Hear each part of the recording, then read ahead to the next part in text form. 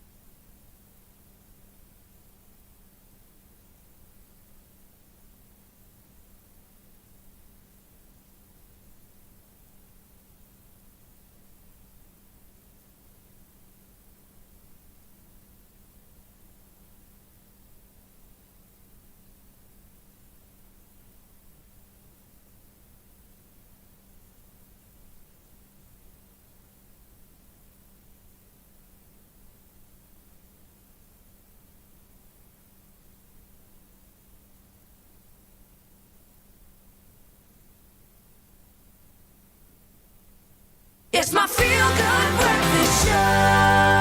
Happy birthday, a very happy birthday to you. It's bright and early, but it is your birthday, so you better get up and at 'em and start celebrating right now. It's that time of the day where we wish you, our most loved and loyal and most amazing viewers, a very happy birthday. And imagine celebrating your special day alongside famous people. Tata Steve Kakana, who turned 63 years old today, celebrates his birthday today, and you share that special day with him. He's a South African singer and songwriter, has collaborated with several artists over the years. His album Raising My Family was a massive hit in Europe in 1918 with over 20 albums to his credit list. Incredible. Mr. Kakana continues being a consistent force in the South African music scene. I think a mentor that so many young musicians can learn from. So happy birthday, Mr. Kakana. Keeping it going, keeping it flowing. This one reads, to Apiwe, another birthday means your life journey is incomplete. May your path be paved with success and guided by love. Best wishes, and this comes from Zintle. Come through Apiwe with the pose. And then the next one is to Arlene, your love has inspired us. Your heart has always guided us. You have always admired us. But today we celebrate you. Happy birthday, Mom, from Aderie, Ruellen, and Alzalia Isbel. Oh, then a happy birthday to Jean Peterson. May you have an awesome day. And that's from Eleanor, from Elaine, Jerome, family and friends, and from us as well. And Georgia is celebrating her birthday. I wish my sister Georgia Jade a happy, sweet 16th birthday. It's a big one. I pray that all your desires come true and that our Almighty blesses you for many more years to come. Enjoy these amazing teenage years, because you can't turn back the clock. With lots of hugs and kisses from your sister Shanae and your mom Aggie. What a cool name, hey, Georgia. Georgia, best girl's name in the world. And then I wish Rishti a happy 8th birthday. May you be blessed more. And this comes from Mom, Dad, and Sister Anvi. And then last but not least, happy 37th birthday to Farida Amin. Stay blessed more. Thanking the Lord Almighty for everything He has done for you. And guess what? We actually have the amazing Farida on the line now. Good morning, Farida. Good morning. How are you? Good. How are you? Happy birthday. Happy birthday, yay. Thank you so much. Thanks a lot. I'm looking at your photo and I was thinking, it'd be so nice to connect with you in person. What are you going to be getting up to for your birthday? Is it a work day for you? Are you going to be able to celebrate it all today? I'm on my way to work at the moment, but my friends promised me a delivery at work and some drive-by deliveries, personal drive-bys at home at least. So that's the best I can expect during this lockdown. Hey, I had a lockdown birthday as well. If you've got friends who care about you and willing to do that, that's enough. And hopefully you feel blessed today. But you must just take a moment to take stock of everything and really appreciate your life. And just know that we are sending you bucket loads of love from the Expresso family as well. Thank you, my favorite people. Thank you so much. Have a wonderful day. Of course, if Thank you'd you, like, guys. Of course, if you're at home, if you'd like to send your loved one a birthday message, you can send us your birthday videos. We haven't got that in a while, so please send us that to 071-640-6551 or email your wishes to birthdays@cordova.tv. But from all of us here in studio, the Expresso family, happy birthday. We love you. So now that we've celebrated your birthdays, it's time to jam our way into this Tuesday, if you will, and celebrate an extraordinary young talent in our studio. You might have seen him yesterday, and he goes by the name Michael Wilson Trollop. He'll be performing a little solo rendition of a special song for this Tuesday, before another Tuesday tunes later on. But a lot of you might not know him. Michael, the talented pianist that you might have seen yesterday playing alongside Jared Ricketts. Good to have you back in studio. Thank you very much. And I myself have been discovering more and more about you as we've been chatting, and my mind is just continually blown away. Thank but you. Take it back to the beginning. Give us a bit of a background in your performance as a pianist. Where did it all start? Yeah, so it basically started when I was very young, and in school we'd sing these hymns. And Like 2 weeks ago, you mean? Yeah, and I would sit on the carpet, and while everyone else was singing, I would be playing on the carpet, and everyone goes, "Oh, this guy needs to take piano lessons." Just like pretending? Just pretending to play. Yeah, we had a piano accompanist, and I would just sit there on the carpet and kind of mime along to what I was hearing. Yeah, yeah. And then I started piano lessons, and I did classical piano for 12 years, went through all the exams, and from there I started getting into contemporary music, pop music. And then I got the opportunity, I got a scholarship to Berklee College of Music for film composition, and very fortunate that I'm one of few in the world. And that's currently where I'm studying at the moment. That's amazing. I mean, Berklee is such a famous school that you literally hear about it in movies. And how have you been managing now with, you know, the pandemic? Obviously, you're not able to travel to campus and have actual lessons there. What's happening? No, not at all. So basically, when lockdown happened, I was on the first flight out, and now we've just been studying online. At home, I've kind of got a camera set up over the piano, and we have all the classes over Zoom and Skype. And Berklee's very sophisticated. They have all these online platforms where all our course materials online. Brilliant. Yeah, it's very cool. And you're telling me you're studying film composition. Film composition. Which is amazing. What's a big dream of yours in that realm? Oh, my big dream is to kind of score the next Avengers. Wow, yes, something man. like that. Yeah, I'll be the next Hans Zimmer. Would be cool. That would be very, very cool, and I think this is definitely a forward step in that direction, you know, given, you know, our notoriety across the world as Expresso. What are you playing for us this morning? Today I'm playing Prelude to Angry Young Man by Billy Joel. Cannot wait to hear it. Take it away. The stage is yours, man. Thank you very much.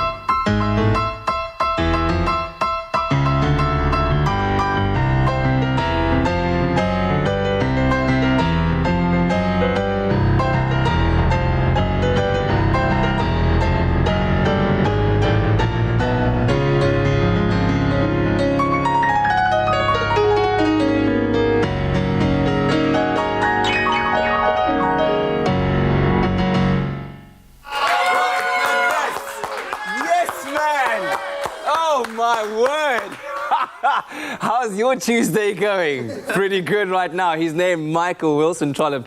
Remember it, and I cannot wait to be performing alongside you a little bit later on. To be fair, and to be quite honest, I'm actually quite nervous right now.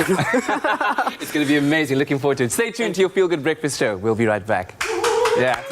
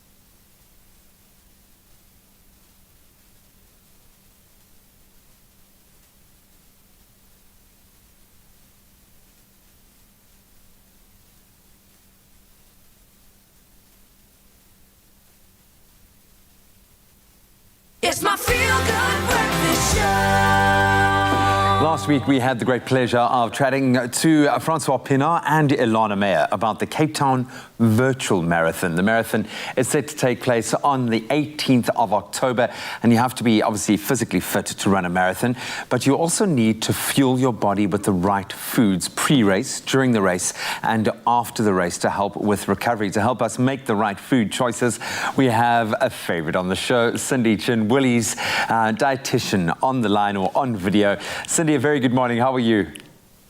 Hi, Graham. I'm good, thanks. How are you doing? Very good, thank you. Getting really excited. I'm treating this as a bit of an incentive for me. Haven't been able to run in ages. I had a back operation. Now it's just part of my road to recovery. So I'm really excited about taking on, in my case, the 10K. But we know a host of athletes are really excited about this virtual option that we can run the Cape Town Marathon. But I've learned from my experiences running in the past, especially with the longer distances, that your diet is vital. Why is it's so important to plan what you eat before a race and for a long distance race specifically?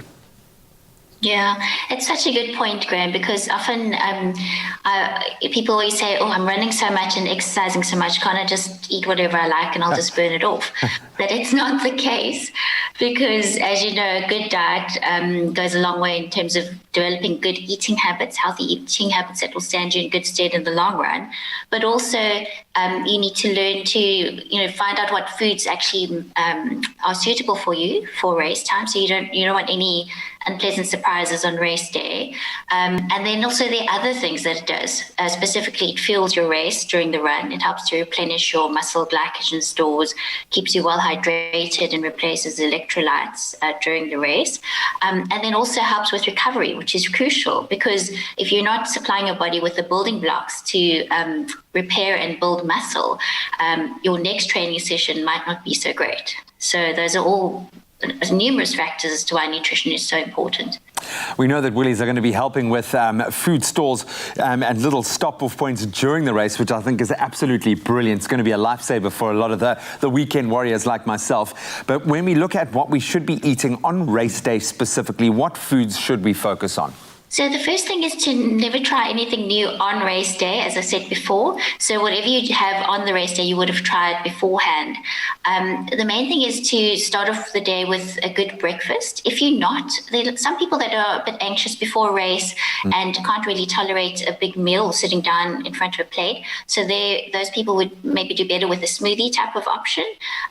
If you're more of a porridge person, then definitely have something like that.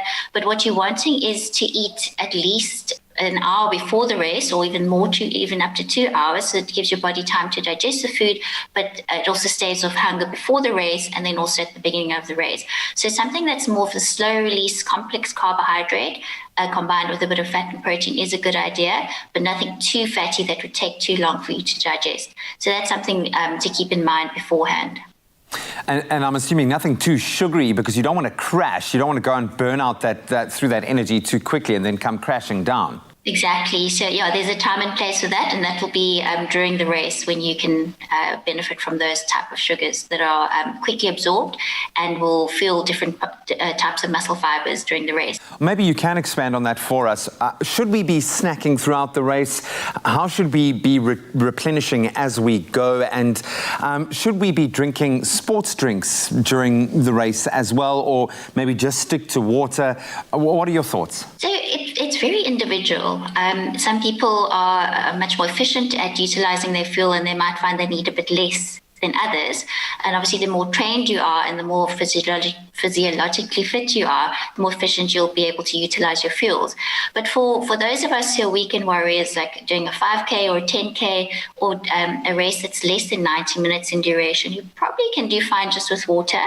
But remember, it is also psychological. You're also mentally doing the race, not just physically. And so if you need a bit of sugar or something to get you through the race, then that's absolutely fine. But if you're doing anything longer than that, then we advise you to start eating within 30 to 60 minutes of the race, and then every hour thereafter, and then to definitely be drinking your fluids to replace electrolytes in that time as well. Small sips is fine. You don't need to be drinking liters and liters of water, and small amounts of food as well. Bearing in mind that if you eat too much, it could result in gastrointestinal upsets or cramping. And then also eating too little can obviously result in fatigue and not having enough energy to get you up those hills or those technical parts of the race. So those are important factors to keep in mind. Then what advice would you have when it comes to post-race nutrition for putting back into the body what we've taken out? Yeah, so that's really, really important, particularly during training, because if you're not replenishing your glycogen stores or your electrolytes and rehydrating, then training the next day might be a bit more difficult. So particularly after training and then after race, especially for those who are doing multi-stage races, not the Cape Town Marathon, but if you're doing like an epic or Wine to Wales or something like that, you really need to be thinking of the next day's nutrition as well. So what we generally recommend is to eat something within 30 minutes of completing the race, just something small, and to drink your fluids as well. And then definitely a mini meal, say 2 hours after the race, and then a proper meal 4 hours after the race. So it's just making sure you top up with the right nutrients and hydration as well. And Graham, just a nice tip for during the race. So for some people it's easier just to take gels and drinks during the race, but food can be quite useful as well. But bear in mind, practically you want to include things that are easy to chew and swallow and aren't too dry as well during the actual race. So things like a fruit puree or dates, or some people even use baby potatoes that are salted. You'll find that those are quite nice for especially a longer race where you might get a bit fatigued with all the sweetness as well, to introduce something a bit more salty, savory. A baby potato literally saved my life during an ultra marathon, so I can certainly understand that. Are you going to take on the virtual race, seeing as we can run it virtually wherever we are? Are you going to do one of the 5, maybe the 10? Is that a challenge, Graham? I'm there for you there. I certainly hope you will make use of that, but thank you so much. Some absolute gems there. We really appreciate it. Yeah, thanks so much, Graham. So whether you're planning to do your first 5 kilometers or if you're a serious marathon runner, the virtual Sanlam Cape Town Marathon is going to be fun for all, give you a chance to experience the mother city, regardless of whether you find yourself in Cape Town or anywhere across the globe. A little bit later, Chef Clem is going to be making blueberry chia smoothies for us, and tropical smoothies as well, a smoothie bowl. Maybe a great way to fuel yourself for that big race day, so you want to stick around for that. Get ready to run the Sanlam Cape Town Virtual Marathon wherever you are in the world on the 18th of October 2020. The race is on.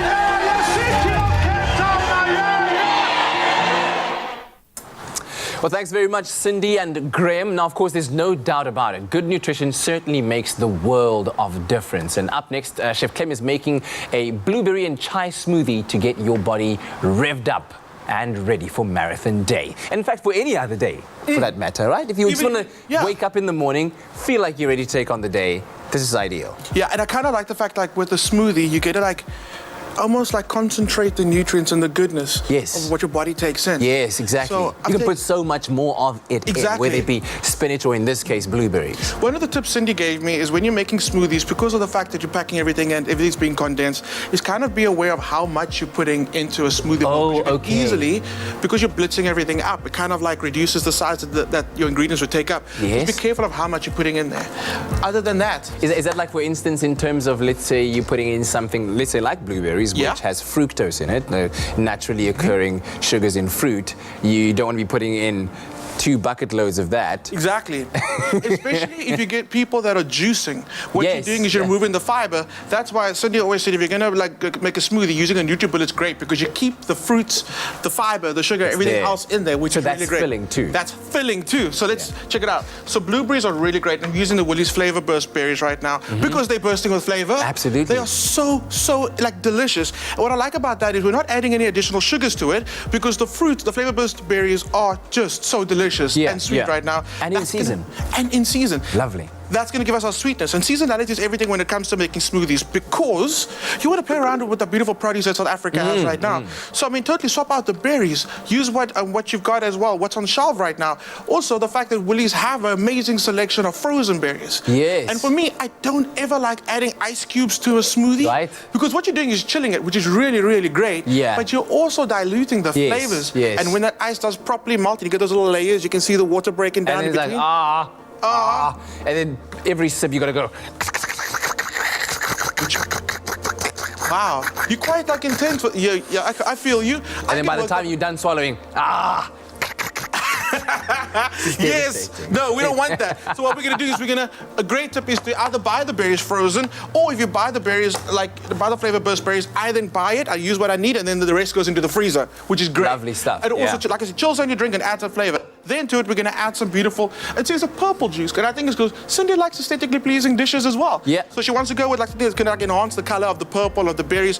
So go with that beautiful juice going in there. That's great. Then chia seeds go in. Okay, chia seeds. Chia seeds are Good, really good, great. Good. Because we use them a lot. Remember we made our fake, our knockoff jam. We didn't add any pectin to it. We used chia seeds to kind of set that jam. Faux jam. It's a faux jam. Yeah. Yeah. Chia seeds works really well with this. So what you do is you add it in there, blitz it all up, and give it a second. Let it sit. Have you seen what happens to chia seeds when you pop them into water? They just like swell. Yeah. It's amazing. That's like, what? It's great. And isn't one of those ancient grains, the ancient superfoods from It like is. the Mayan It times is. and stuff They like be that? out there with a NutriBullet making smoothies all day. Yeah. I mean, they built some chia seeds. Yeah, listen, chia seeds are amazing. No, but they Then, really, really, really are. And I like adding them to smoothies, especially if I'm making it the night before. just be careful, they get everywhere. They get everywhere. They do. And a lot of people, okay, I understand they like adding chia seeds dry to these different smoothies or to juices, or even sprinkled over a bowl. Yes. But the idea is that you actually do need to hydrate them for them to release all that goodness. Yes, So try and hydrate them. Like I said, in the smoothie, it really works. Lovely if you wanted stuff. to make this a smoothie bowl, which people are loving, I like the idea of it as well. So what you do, let me just give this a quick play. That looks so good. It's so good, and that was so easy. I don't want to break it up too much. I want to keep some of the texture of the berries and everything else that's in there. Yes. But if you wanted to make this a smoothie bowl, like I was saying, add a little more chia, and let it just sit. And you'll see it'll kind of like sit beautifully, and then you can go kind of crazy with the decoration. Ah, yes. Smoothie bowls are all about the decoration. I've got an even better idea. I'm all about it. Tell me. A little sprinkle, maybe like half a cup of oats. Yes. That Why turns not? it very quickly into Why a not? smoothie bowl from a smoothie. Because then it also keeps you sustained for a little bit longer. Absolutely. Absolutely. Breakfast and then sorted. Yeah, I mean it's low GI, it's great, it's a filler. Absolutely. I love that idea. I like the thing about smoothies, they need to look amazing. Yes. I mean, what else were you like besides the nutrients? Punch of purple, Cindy approved this, hit it with a few extra berries on the top. This is all you need. You drink this. Man, you take on that 42K like it's not like sub 2 hour. Yeah, what? What's so much about that? Sub 2 hour. A sub 2 hour 42K on the. Oh! Cindy Chin. I might just mess around and drink this right No. now. I'm like, hey guys, I'll be back in 2 hours. That's enough for me to come back at 8:30 before And the say show's goodbye to done. South Africa at the end of the show. Absolutely brilliant stuff and super healthy, great nutrition to get you started and get your engines revved up for the day. And you can find the recipe on woolworths.co.za. Absolutely delicious. Get ready to run the Sanlam Cape Town Virtual Marathon wherever you are in the world on the 18th of October 2020. The race is on.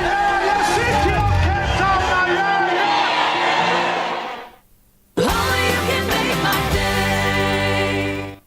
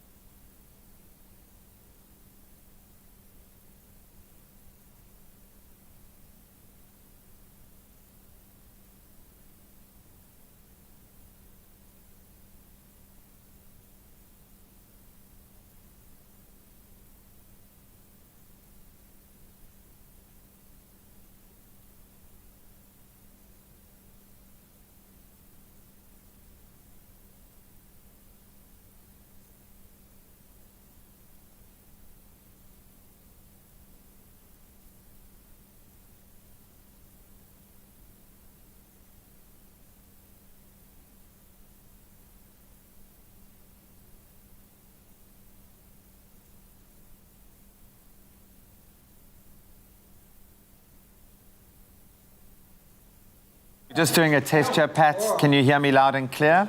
Come and take a picture. Yes, I can. Great. Thanks. So, Pat, we're just taking a quick photo for our promotion, our social media team. And if you can just give us a smile. Thanks.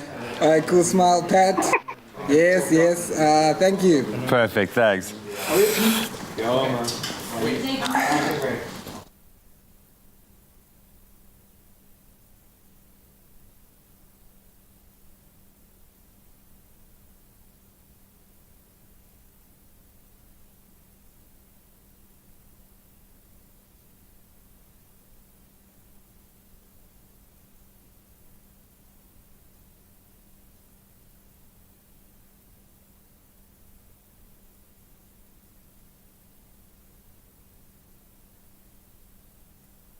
It's my feel-good breakfast show.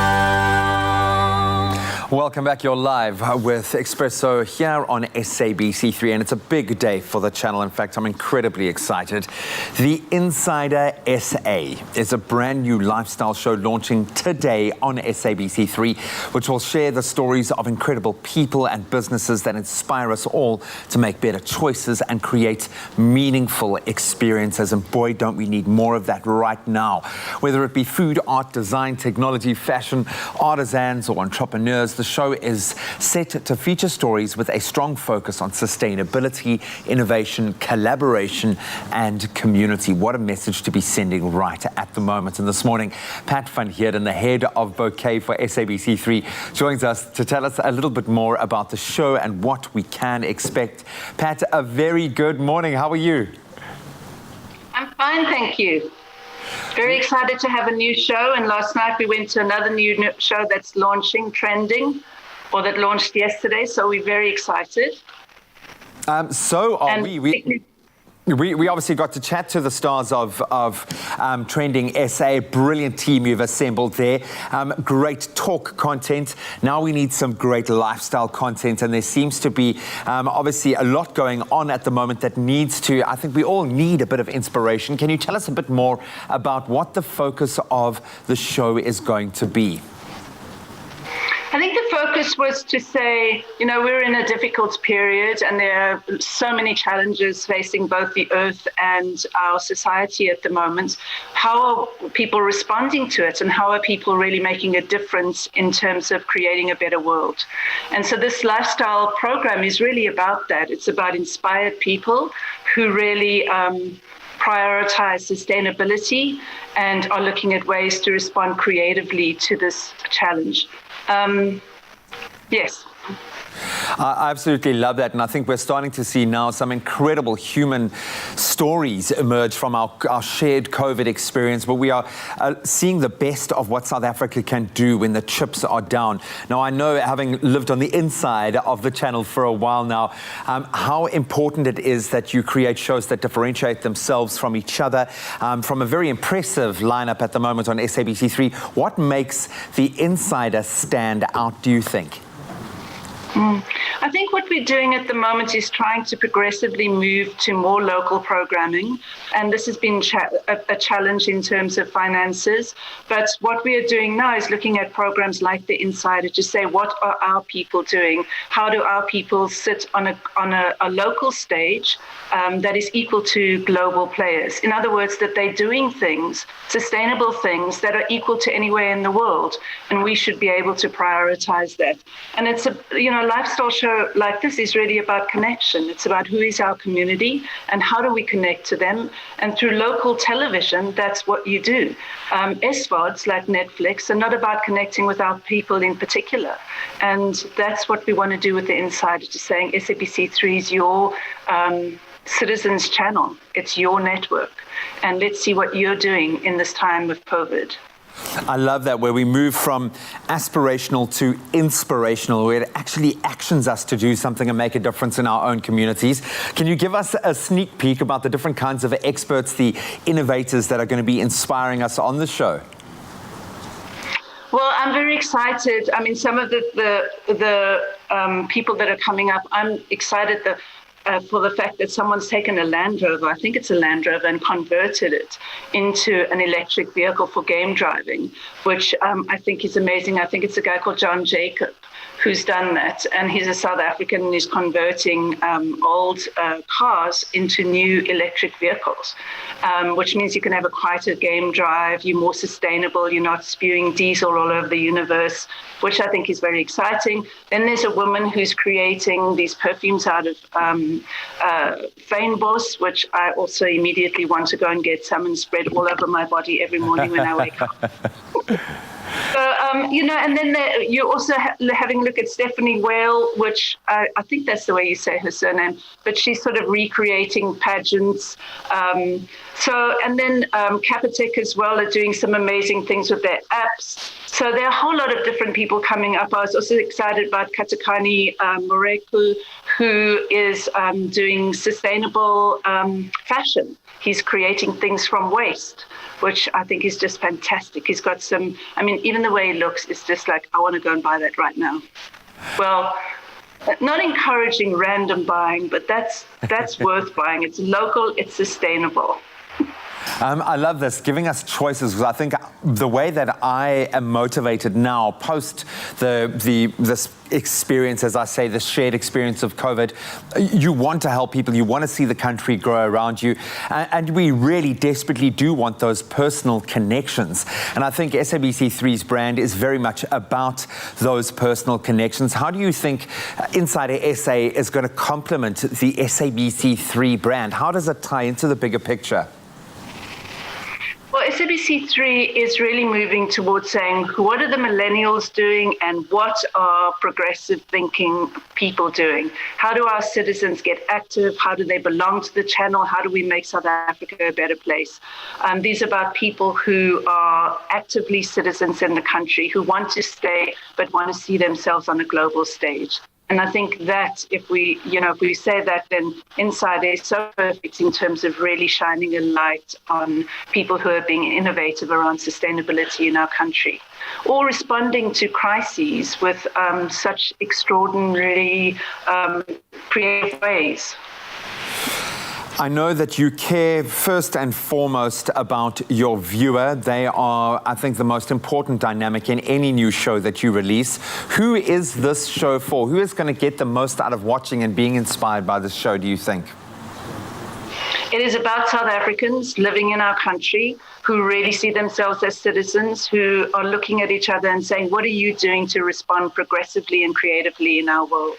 And I think that's what this show is for all those people out there living in our country that want to say, how can we be inspired and how can we make a real difference? And how can we make a difference as a community? I'm starting to feel that the show was made for me, which is a good thing. If I'm inspired and I haven't even seen it yet, you know you're on the right path.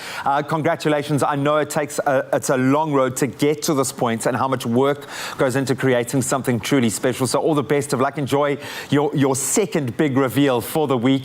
Enjoy watching it as much as I'm sure we are going to as well, Pat. Thank you so much. What a wonderful show.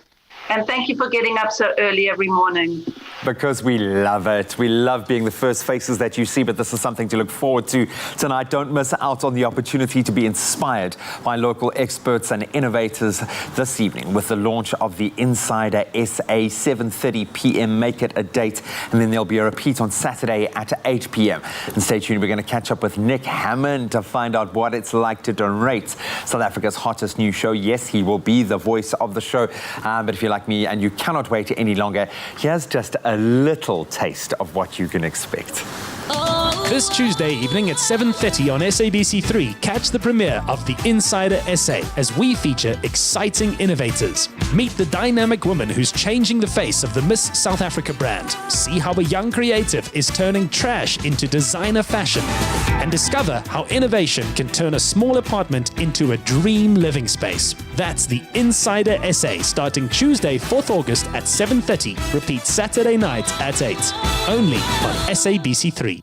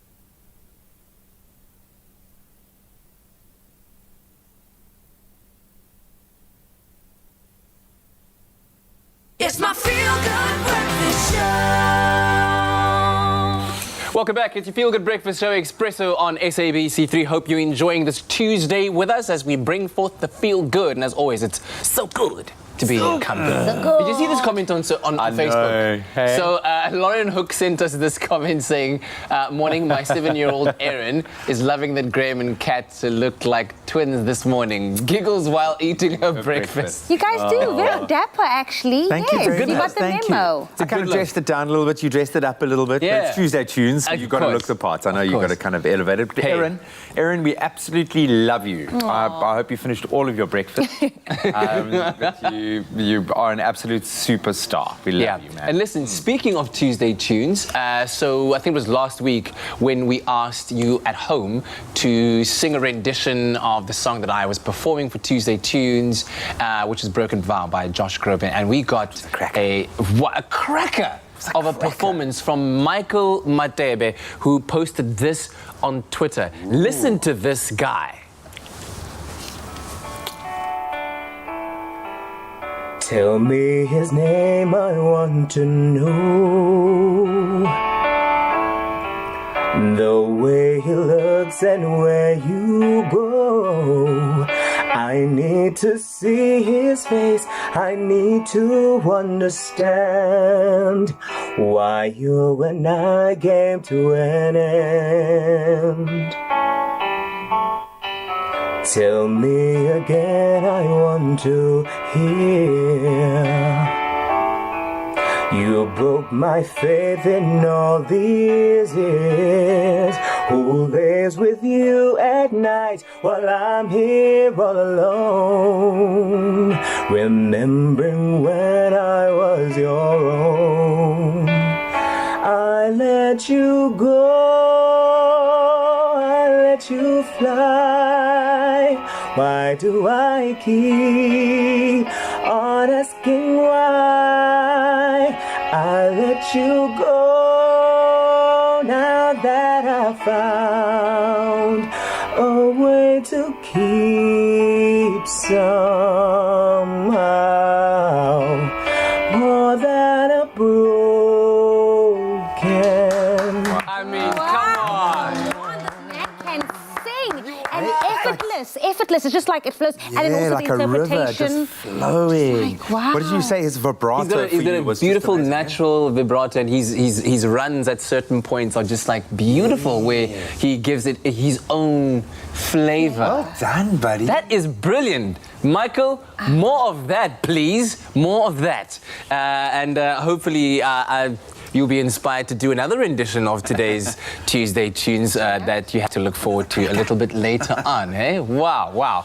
But of course, there's lots to look forward to tonight. You were speaking Yeah, to... man, the Insider SA hits our screen 7:30 tonight. We're going to speak to the voice of this brand new show, or at least Kutle is. She's standing by in Johannesburg.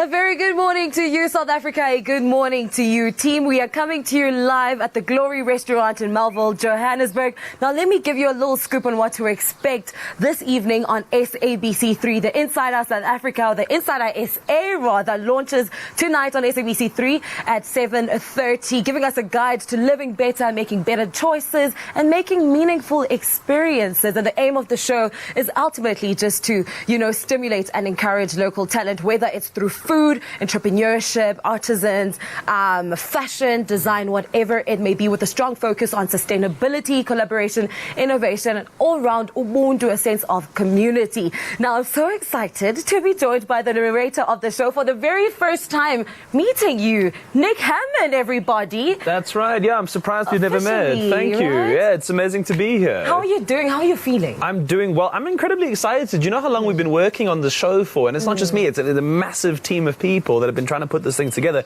And I think it comes at a really good time, right? I mean, I think that we as South Africans, as part of a global community, are craving this kind of a show. 100%. And I think I can't believe that the day is finally here, because people have been working sleeplessly over, I can't tell you how long, but we're ready and we're launching tonight, 7:30 p.m. What drew you to be a part of the Insider SA?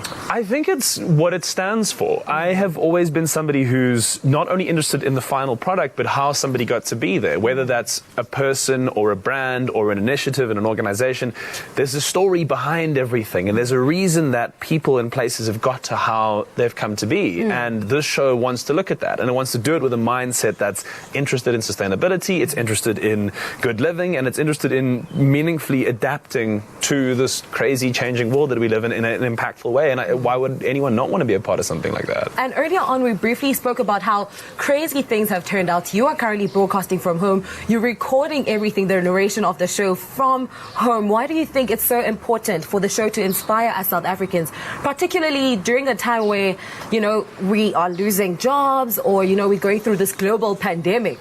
Well, so much of what's being placed on the Insider SA is stories about people who know that the world is changing and they know that things are difficult, and you know, distraction leads to a very rough road, but it also breeds creation. And from stories of adversity and stories about people who've come from humble beginnings but have been able to manipulate and change their world, I think the rest of us can look at that and find a sense of hope and find a sense of a way out from everything that's going on. And what excites you the most about the show? So much. I mean, in the first episode, I don't want to give too much away, but tonight we're talking to Stephanie Wheel, who's this woman who's changing the face of the Miss South Africa brand, realizing that it's not just a glitz and glam thing anymore. You have to have empowered young female South Africans on the show that are represented correctly. We're chatting to a guy from Durban who is a designer that takes trash and turns it into like runway fashion. We're going on a game drive where finally you don't have to hear the noise of the engine roaring. It scares away half of the animals. I mean, it's so different. Every segment that we're doing, every person we speak to comes from such a different walk of life, but with one common goal, in that they want their world to be better than it was when they found it. That is so exciting for me. Just hearing about it, I want to see the visuals. But for you, Nick, you know that you are a loved radio host, but this is your first time narrating on a national television show. How exciting. It's amazing. Yeah, I wanted to do something like this for a long time, and a lot of the stuff that we've done on my radio show over the last couple of years, you know, with 5FM now doing the afternoon drive show, is that we've tried to get into the space where we change the mold a little bit and we don't do cookie cutter stories. And you know, the second that the team behind the Insider SA reached out to me and said this is what they're trying to pitch, I was like, I have to do this. I have to be involved. There's no way that you're not going to not let me narrate this show, because I think it's exactly what television is needing right now in South Africa. Truly. And as the narrator of the show, what do you hope your voice brings, you know, to the stories that are being told? I think I am very interested in sustainable living. I'm very interested in meaningful and impactful living, and I'm very interested in going inside stories to find out what they're really about. You know, where do things come from? Why are things the way that they are? And I want to bring that voice to the show because I think that it's a perfect marriage. I think both myself and the Insider SA share that common goal, and I can't wait to allow that to happen. And it's very important for us to be knowledgeable about where things come from, to be knowledgeable about where we are and where we are headed in the future. So, Nick, what would you want South Africans to walk away with after watching the first episode tonight at 7:30 on SABC3? I would like South Africans to have a sense of hope by being reminded about how many great stories there actually are in this country and how many powerful things are going on. You wouldn't believe it. I mean, we've got so many ways in which we are currently playing on a global stage, but we don't get to see that enough. We don't get to realize that there is nothing less brilliant than us. And I want people to see that this evening. There's nothing less brilliant than us? Yes. We are brilliant, right? As South Africans. It's the spirit of Ubuntu. We are continuing the conversation with Nick Hammond, the narrator of the Insider SA, which launches this evening on SABC3 at 7:30. I'm pretty sure you do not want to miss out. We're going to be making garlic glazed fried chicken a little later on. That's going to be our breakfast. Are you excited? Yes, I haven't eaten, so yeah, Same, we get to eat it, excited. right? So make sure keep it locked right here on your Feel Good Breakfast Show. See you shortly. Thanks very much, Kutle. Exciting news there, and we will, of course, be catching up with her a little bit later on again. But in the meantime, it's just gone 6 o'clock on this, or 7 o'clock rather, on this Tuesday morning. Let's take a look at the news headlines. On the national news front, applications for the 2021 National Student Financial Aid Scheme funding opened yesterday and are expected to run for 4 months, closing on the 30th of November. Higher Education Minister Blade Nzimande said the application process would be online via the My NSFAS portal and was done done in previous years, adding the portal had undergone minor enhancements and changes following lessons learned from previous application cycles. He added that in the current academic year, the scheme had funded some 700,000 students. Meanwhile, Eskom and the Special Investigating Unit have issued summons in the North Gauteng High Court to recover funds from former executives, board members and members of the Gupta family. Now, the funds were allegedly lost during a concerted campaign to divert financial resources from Eskom to improperly and illegally benefit the Gupta family and their associates.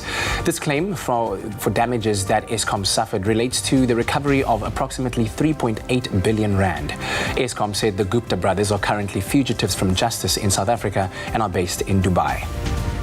On the international news front, a Tanzanian miner who made headlines in June after discovering 2 rough tanzanite stones valued at $3.4 million sold another one for $2 million on Monday morning. The third discovery by Sinuni Laser who is a small-scale miner, weighed 6.3 kilograms. Laser has promised to use the money from the finds to build a school and a health center. Now, tanzanite, one of the rarest gemstones on Earth, is only found in northern Tanzania. Local geologists estimate that its supply may be entirely depleted within the next 20 years. Spain's former King Juan Carlos yesterday told his son King Felipe that he is leaving the country. The royal house said yesterday in a dramatic move designed to protect the monarchy after corruption allegations against him had surfaced. Now, Juan Carlos, who's 82, said to best serve the people of Spain and its institutions, he had decided to go into exile outside the country.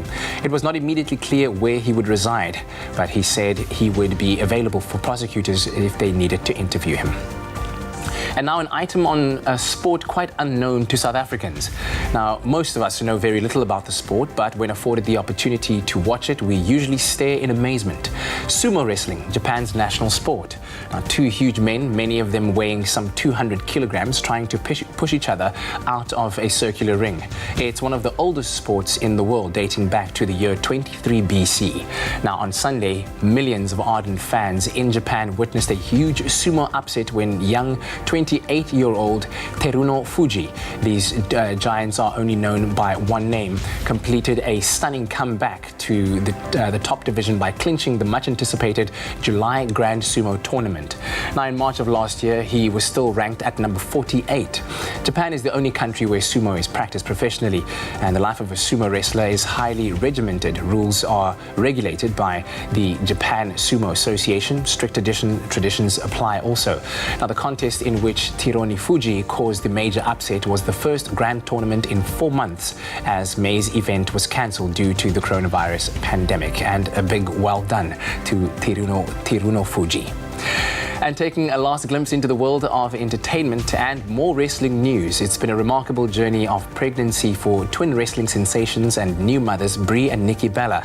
Now, first, the sisters announced each of their pregnancies back in January and have enthused over the similarities of symptoms and cravings. And now they have each given birth to a healthy baby boy, a day apart from each other. On Sunday, Brie announced on Instagram that she'd given birth on Saturday, the 1st of August, to her second child with pro wrestler husband Bryan Danielson. Shortly after Brie's announcement, Nikki shared that she'd welcomed her first child with professional dancer fiancé Artem Chingvetse a day earlier.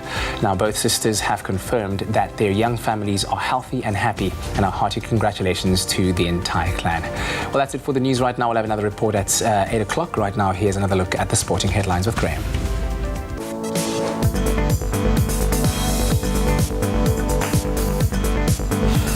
Thanks so much, Kat. Well, as we've become accustomed to COVID-19 affecting many of our stories this morning in golf, South African golfer Brandon Grace has withdrawn from the Barracuda Championship after testing positive for the coronavirus. The 32-year-old was tied for second place through 2 rounds at the championship when he had to withdraw from the competition. He is now the 8th PGA Tour player to test positive for COVID-19. Grace will now be isolating for 10 days. Then on to cricket. South Africa's Director of Cricket, Graham Smith, yesterday confirmed that the scheduled tour of the West Indies has now been postponed indefinitely. Smith added that the Proteas will likely only be back in action in November at the earliest. The Proteas were forced to postpone their tour of Sri Lanka and had their ODI series against India in March cut short due to the COVID-19 pandemic. And finally on to athletics. The Diamond League athletics meeting in Doha, initially scheduled to take place on the 9th of October, has been brought forward by 2 weeks. Now will be taking place starting on the 25th of September. The event in Doha was first pushed back from April due to concerns over the spread of the coronavirus. The competitive athletics season will now start officially on the 14th of August in Monaco. That's where we leave our sport for now. Let's now touch on the weather. Once again, Kutle is standing by up north in Johannesburg.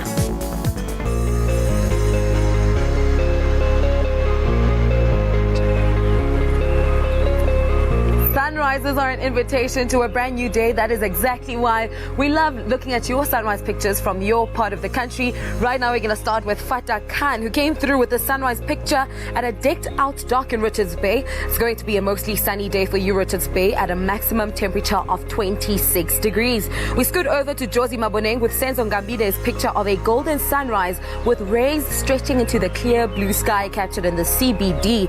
Joburg, your morning starts on a chilly 4 degrees. Well, trust me when I say chilly 4 degrees, but the sun will make an appearance at a maximum of 21 degrees this morning. Now, thank you, Fatah and Senzo, for your sunrise pictures. You at home can also take part in the fun by sharing your sunrise pictures with us on our Facebook page, Expresso Show SABC3. Now, yesterday, we reported on a tropical storm, Isaias, that ravaged the west coast of Florida in the U.S. Now, this morning, we move to the east coast of the country, where more than 1,300 firefighters, backed by helicopters and water dumping planes, have been battling a massive wildfire in California dubbed the Apple Fire since Friday.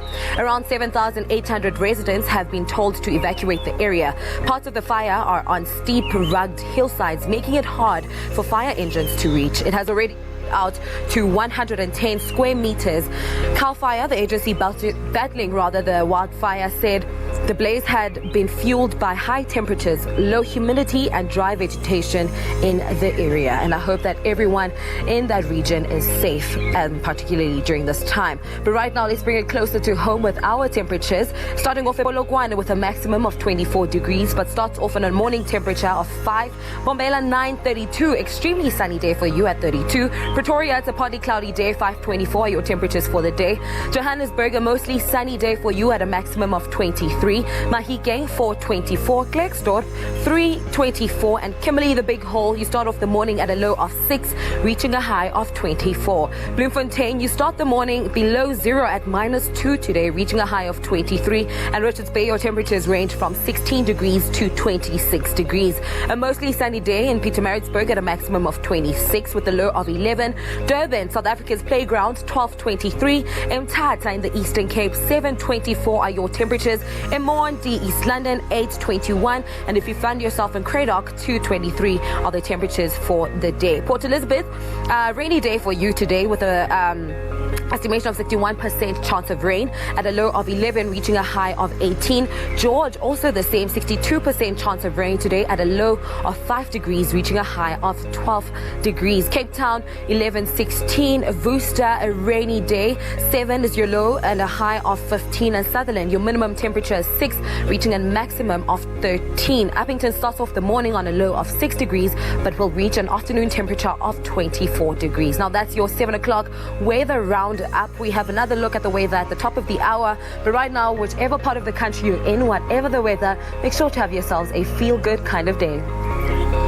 Oh, Kutla's making me want to get outdoors. I know. It looks so beautiful and gorgeous. fresh there. We'll stay connected with her throughout this morning. She's going to be doing a little bit of cooking with Nick Hammond in just a moment. But as we continue to enlighten you on our Health Tuesdays, from the 1st to the 7th of August, we celebrate and bring awareness to International Breastfeeding Week. Yes, Baby Talk is back, baby. Yay! I'm so excited. Sister Deriska from Sister Deriska's Baby and Breastfeeding Clinic and dietitian Megan Pence-Clates will be joining us via video call to share insight on breastfeeding during COVID-19, maybe some diet to help increase flow and dealing with stress during this time as well. Yeah, I mean, we had quite a stressful run with our breastfeeding, I say our, breastfeeding journey. So I've got some really important questions. I know a lot of people dying to connect with Baby Talk again, so we encourage you to join in on the conversation. Ask your questions on Expresso's social media pages, and we'll contact you during the live show and get your opinion. Maybe you've got some great advice to share with us as well. Baby.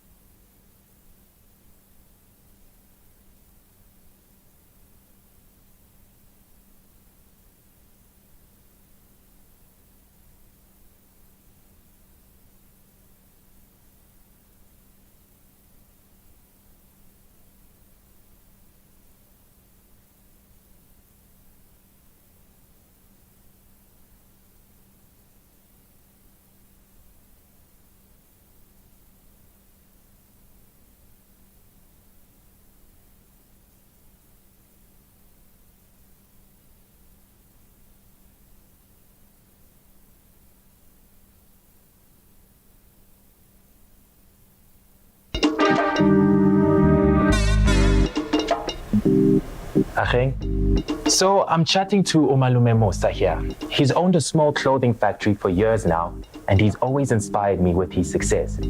But like a lot of businesses, this lockdown's hit him hard. So he spoke to his banker, and they've put together a tailor-made relief solution for him to help his business and his people get through this. Making your bank your business partner, that's a habit worth keeping.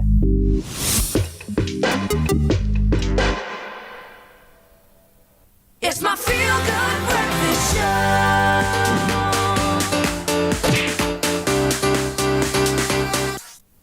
Welcome back to your Feel Good Breakfast Show. It is a Tuesday morning, the start of a brand new day, and as always, we are grateful to have you in our company.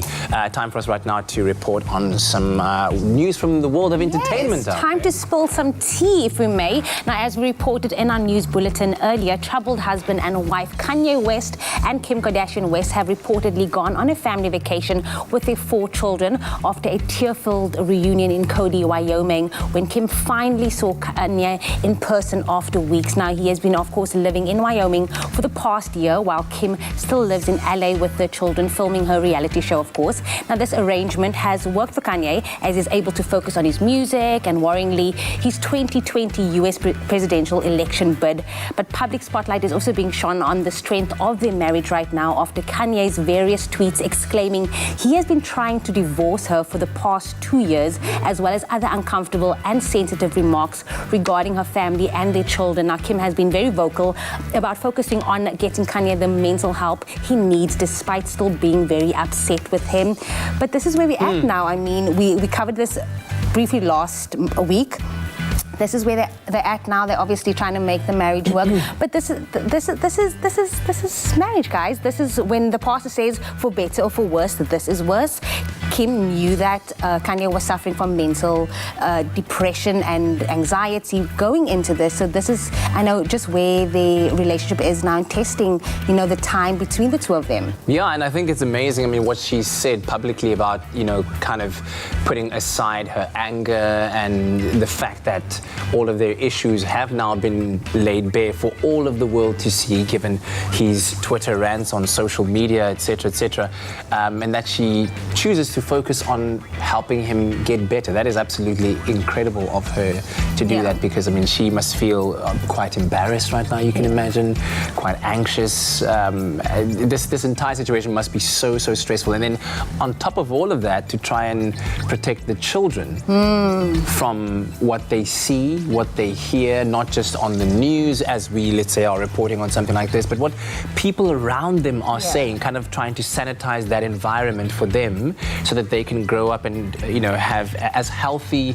and happy a childhood as possible, because they don't deserve this. And especially for a family like the Kardashian West family, they do everything on, you know, social platforms. They have a reality show, so everything is quite publicized. But now, for them to actually have this conversation and be like, listen, guys, can you just give us a break? We actually need to focus on the marriage. Take it back. We are human after all. We are also suffering with mental issues. And for Kanye to go forward with this, we actually just need to take care of him, because, I mean, this man is still trying to run as the US president. In all of this craziness, in all of this, he's trying to break up with his marriage, and he's trying to break up everything. He's still trying to run as the president of the US. So they had to take a step back and focus on them first before even taking a step forward and looking at 2020, you know, all of this crazy stuff. So, well, I guess that's off the table, right? Like, nobody's going to vote for Kanye, right? Like, he could never he could never be president, right? Why not? Like, why? No, guys, no. Really? But why? No. What? How could he ever become president? How? Yeah. No, what, Jamie? What happened? I mean, listen, the US has had very crazy presidents out there, so I'm not saying that Kanye is totally off the hook. Like, I mean, he I think just from a stress point of view, he should take a back seat. Maybe he shouldn't. No, he should take a back seat. Perhaps reimagine him running for president in another 4 years or 5 years' time. Right now would not be the most ideal time to have President Ye. I mean, 2020 has been a year of note. That's a great... Like just having Kanye West there. But isn't that like a great campaign slogan? What? President Ye! Ladies and gentlemen, welcome the 52nd President of the United States, President Ye! I think I'm just going to say the Crazy. All right, but anyway, we wish them all of the best. Yeah. What's better than a sugar-coated, deliciously crispy golden brown donut and 100% Arabica beans brewed to perfection?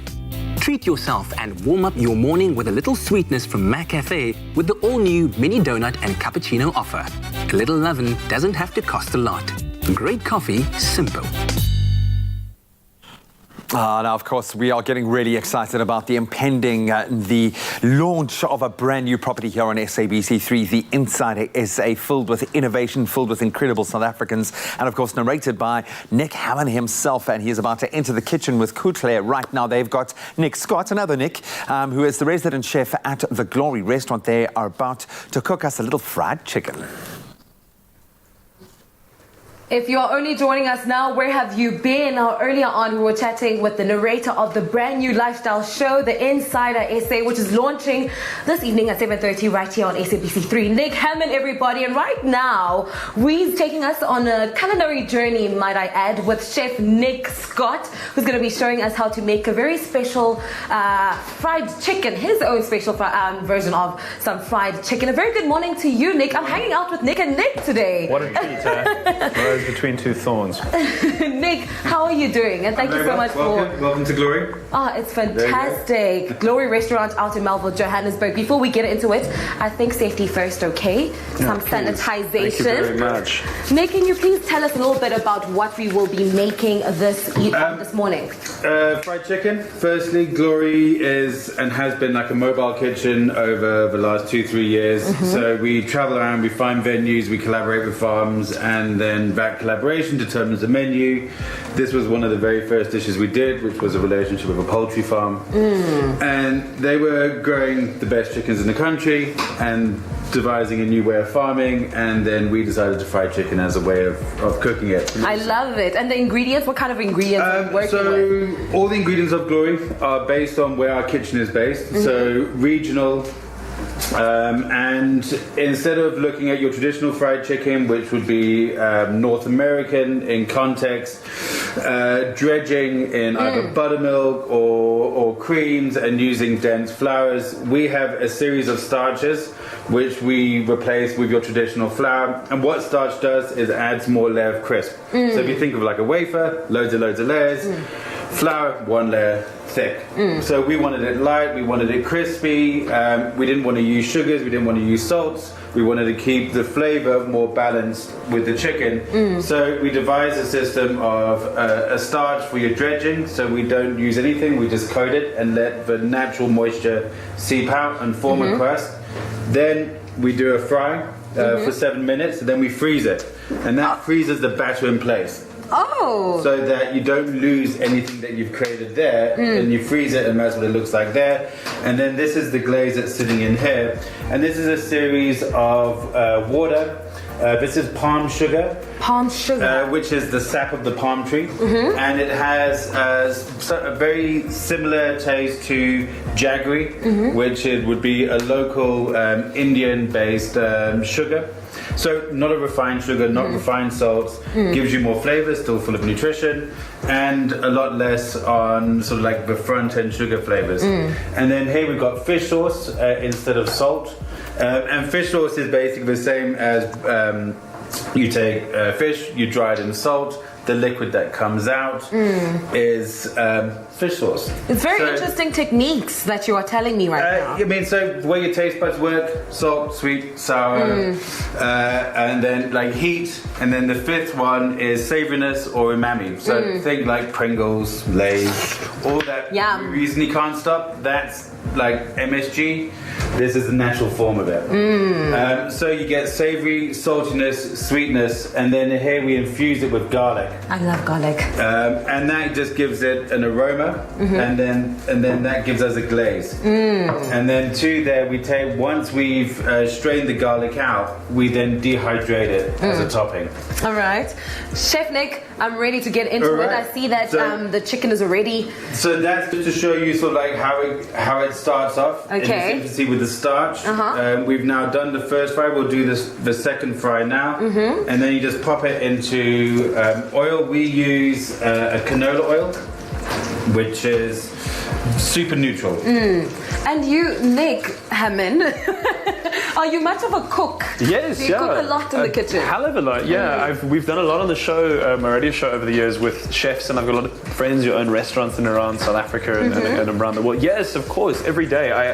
I like to see fresh ingredients as well. Like I hate, when you buy garlic from a store and it's all covered in oils and things like that. I love seeing fresh things. I love seeing fresh chili spices. This is my life. Every day I'm in the kitchen in some way. I love that. I try to be in the kitchen, Chef. Don't judge me, Nick. I try to be in the kitchen every single day, but it's honestly not practical to be cooking every day. But Chef Nick Scott, you mentioned earlier on that you work with local farmers. What's the importance of, working with some local farmers? So mainly just quality of produce. If you're looking at just going down to your local grocer and using retail brands and shops, that was, that product or that meat is generally like days, if not weeks old.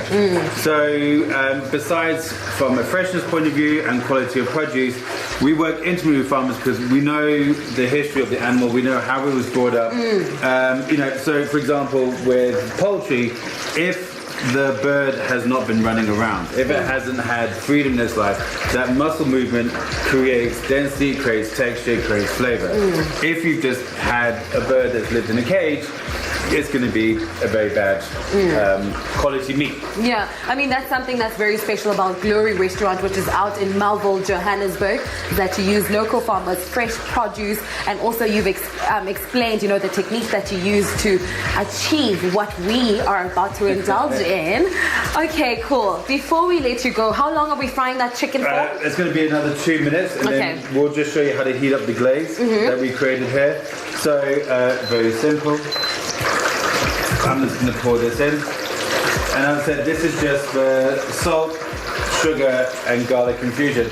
And in other words, that's caramel. Caramel on some fried chicken. I like a little bit of crunch when it comes to my chicken. So while that gets ready and while we prepare our stomach and our taste buds to indulge, make sure to continue keeping it locked right here on your Feel Good Breakfast Show. But from Nick and myself, Ukutla Adams, out at the Glory Restaurant in Melville, Johannesburg, we will be back to give you a culinary experience of how that tastes. I cannot wait. Keep it locked.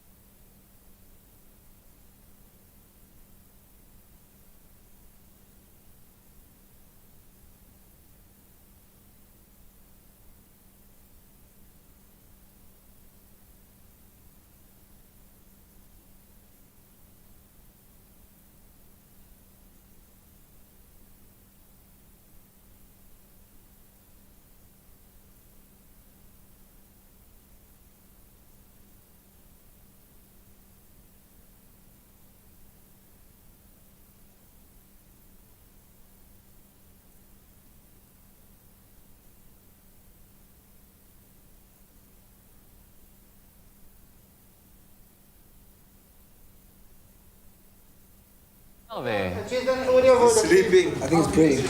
Dr. Green, are you there? 10 seconds. Yes, I'm here. Let's give it a little smile there for the camera. Smile.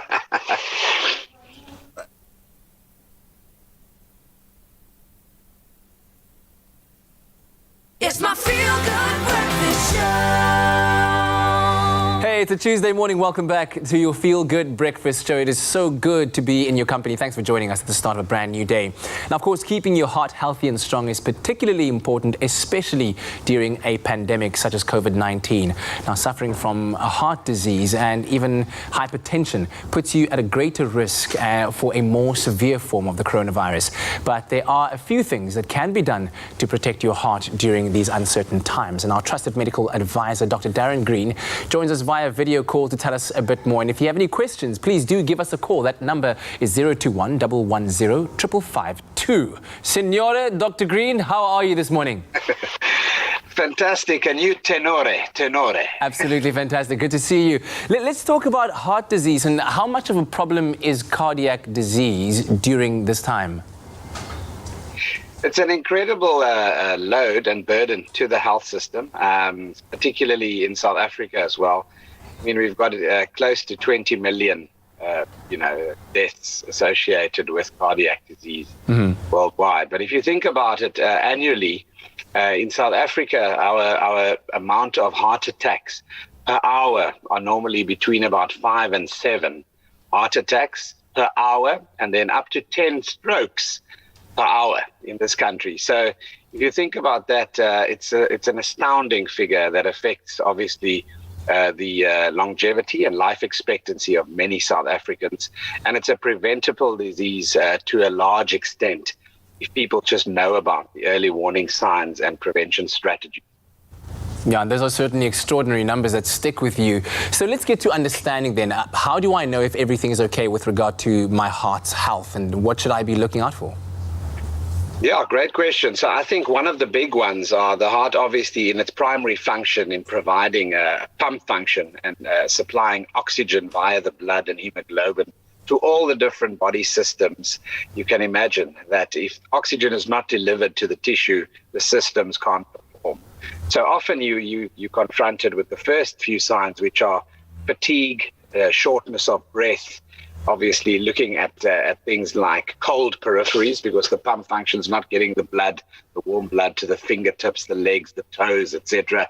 Along with that, obviously, comes then a myriad of other issues associated with low oxygen to the brain, the kidneys, etc. So you can present in many different ways, but often shortness of breath, chest pain, fatigue, swelling of the legs, all those symptoms can be indicative of underlying heart disease. I'm sure that you at home, as you're listening to this conversation, might have your own questions to ask. So do give us a call on 021 110 552. Dr. Green, we've spoken about the fact that a lot of this is preventable by making certain lifestyle choices. But have there been any new exciting breakthroughs in regards to prevention? Yeah, I think quite interesting to note is that the influence of activity, physical activity, on heart health is definitely shown to be a massive contributing factor in preserving heart function. But so too the combination of choices around things like smoking.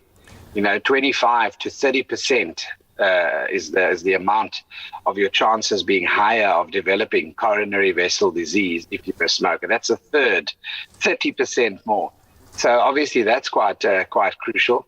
And then, of course, we're also looking at the association of stress and dealing with your and how that's interlinked with your biology as well. So the type of choices you make in coping on a day-to-day basis have a direct bearing on the heart. The heart's a sensitive organ.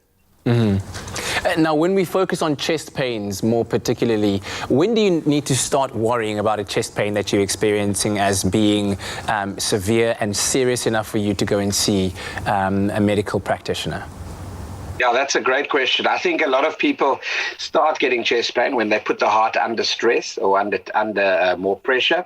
And that means the heart muscle itself needs more oxygen to carry out its function. And at that time, often you expose the chest pain.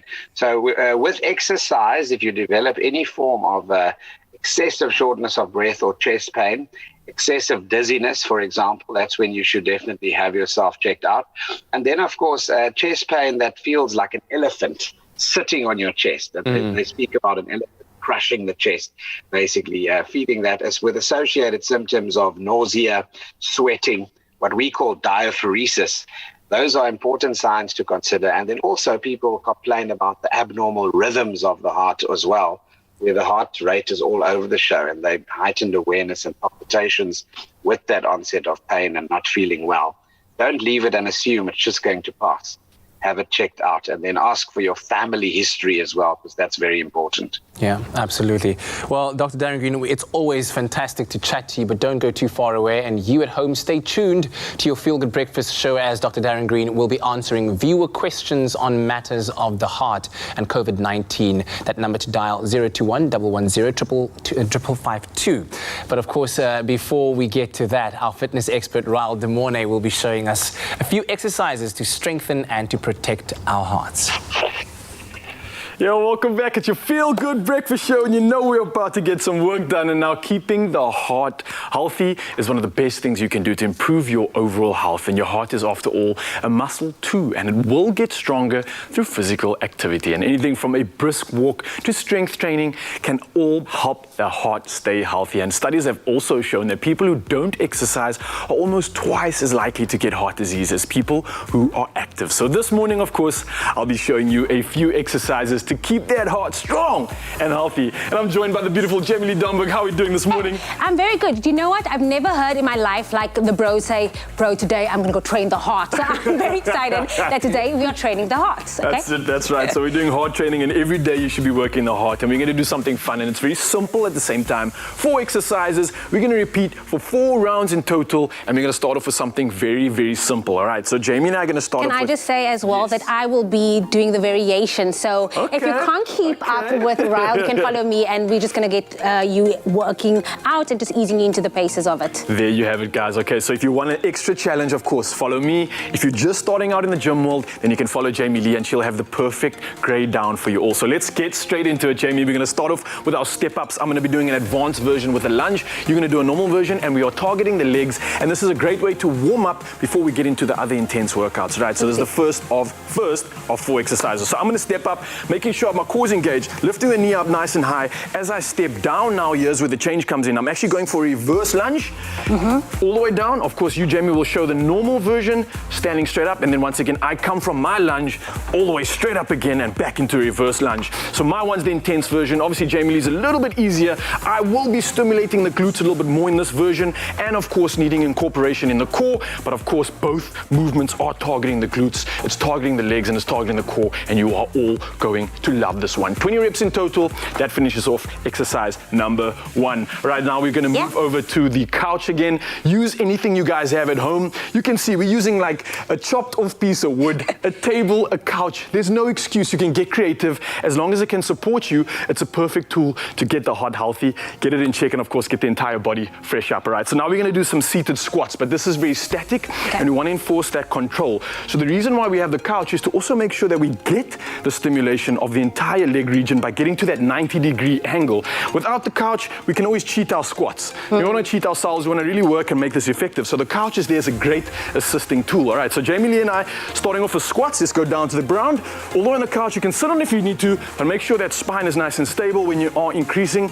And what you want to do, if you want to come and step it up just a little bit more, you can start including the jumps, which I'm going to show you right now. So as I'm squatting up, big jump, and then I'll go straight back down. So you've got 2 options once again. I'm doing the more intense one. This is when you have leveled up and your heart is ready for some more challenges. But if you're just starting, of course, guys, take it nice and easy and apply the method that Jamie Lee Domberg is doing right now. Yeah, and easy, it doesn't always mean that you're cheating your way out of it. It just means that, listen, be working slowly, and eventually we're going to get there. So, yes, small steps. We're all going to the same place, of course, and we will get there in the end. Now, moving over to the upper body, which is a favorite of mine, but we don't just do the upper body, including the core as always, because you know how much it's a favorite of mine. So I'm going to grab this little old bunky thing over here. Like I said at home, guys, use anything that you can. Jamie Lee's going to use the coffee table, and we're going to make it work. So we're in this prone position. Already, you want to have your core stimulated. You're going to feel that core engaged. How's those shoulders feeling in this position, Jamie? A little bit of stimulation? Yes, absolutely. All right, so you set those scaps, making sure you're almost trying to pinch your shoulder blades together and forcing the core to move. We don't want to be arching our back, so we don't want to be putting all the pressure on our lower back. You want to have a nice neutral spine, okay? As low and as strong and as slow as you can.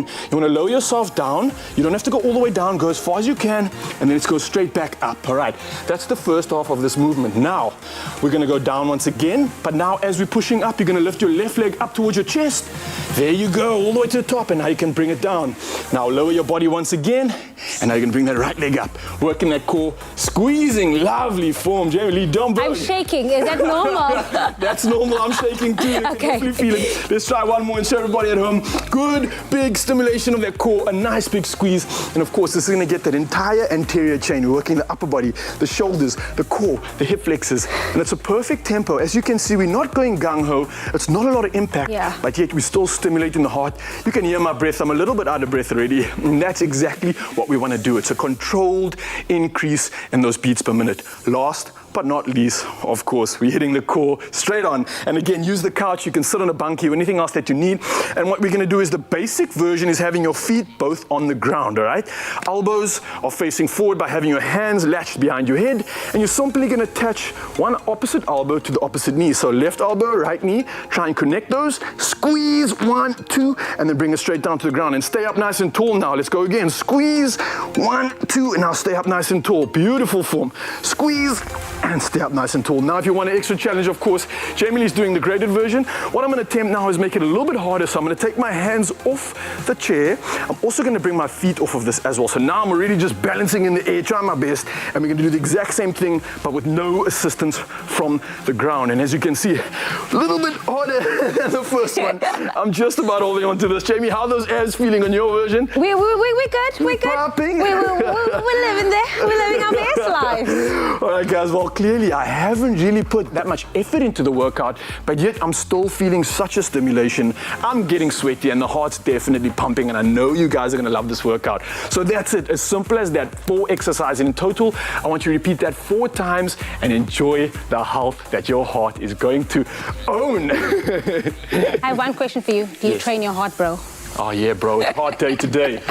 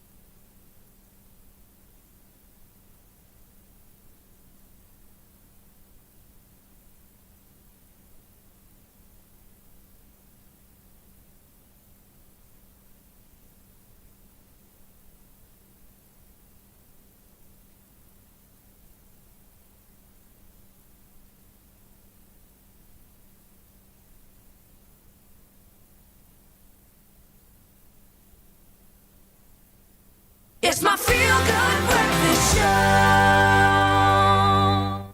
Welcome back. Thank you so much for tuning in this morning. It's been a wonderful show so far, and we're going to continue on that trend right now.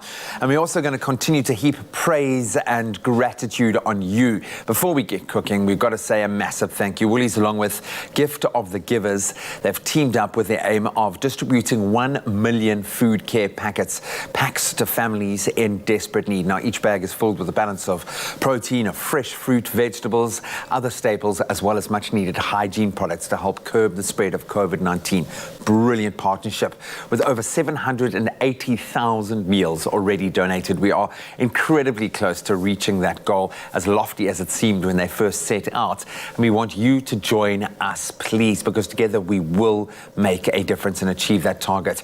Did you know that as little as 10 Rand, just 10 bucks, can provide one person with 3 square meals for an entire day? So if you'd like to get involved, just scan the QR code that's on the screen right now with your SnapScan app or with your banking app, and you can donate. It's really that simple. Any donation will help make a massive difference. And thank you so much to everyone, our colleagues, everyone who's risen to the challenge so far. We really do appreciate it.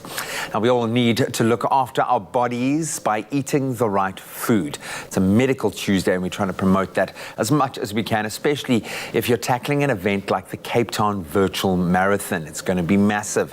And if that's on your to-do list, so should this incredible recipe. The next recipe is a power-boosting tropical smoothie bowl packed with mangoes, bananas, goji berries, which I think are the new superfood, and they will have you raring to go. Chef Clem, you look like you are raring to go. I am. And you keep topping up the goji berries. Are you eating them as we go? Because they're great. They're delicious.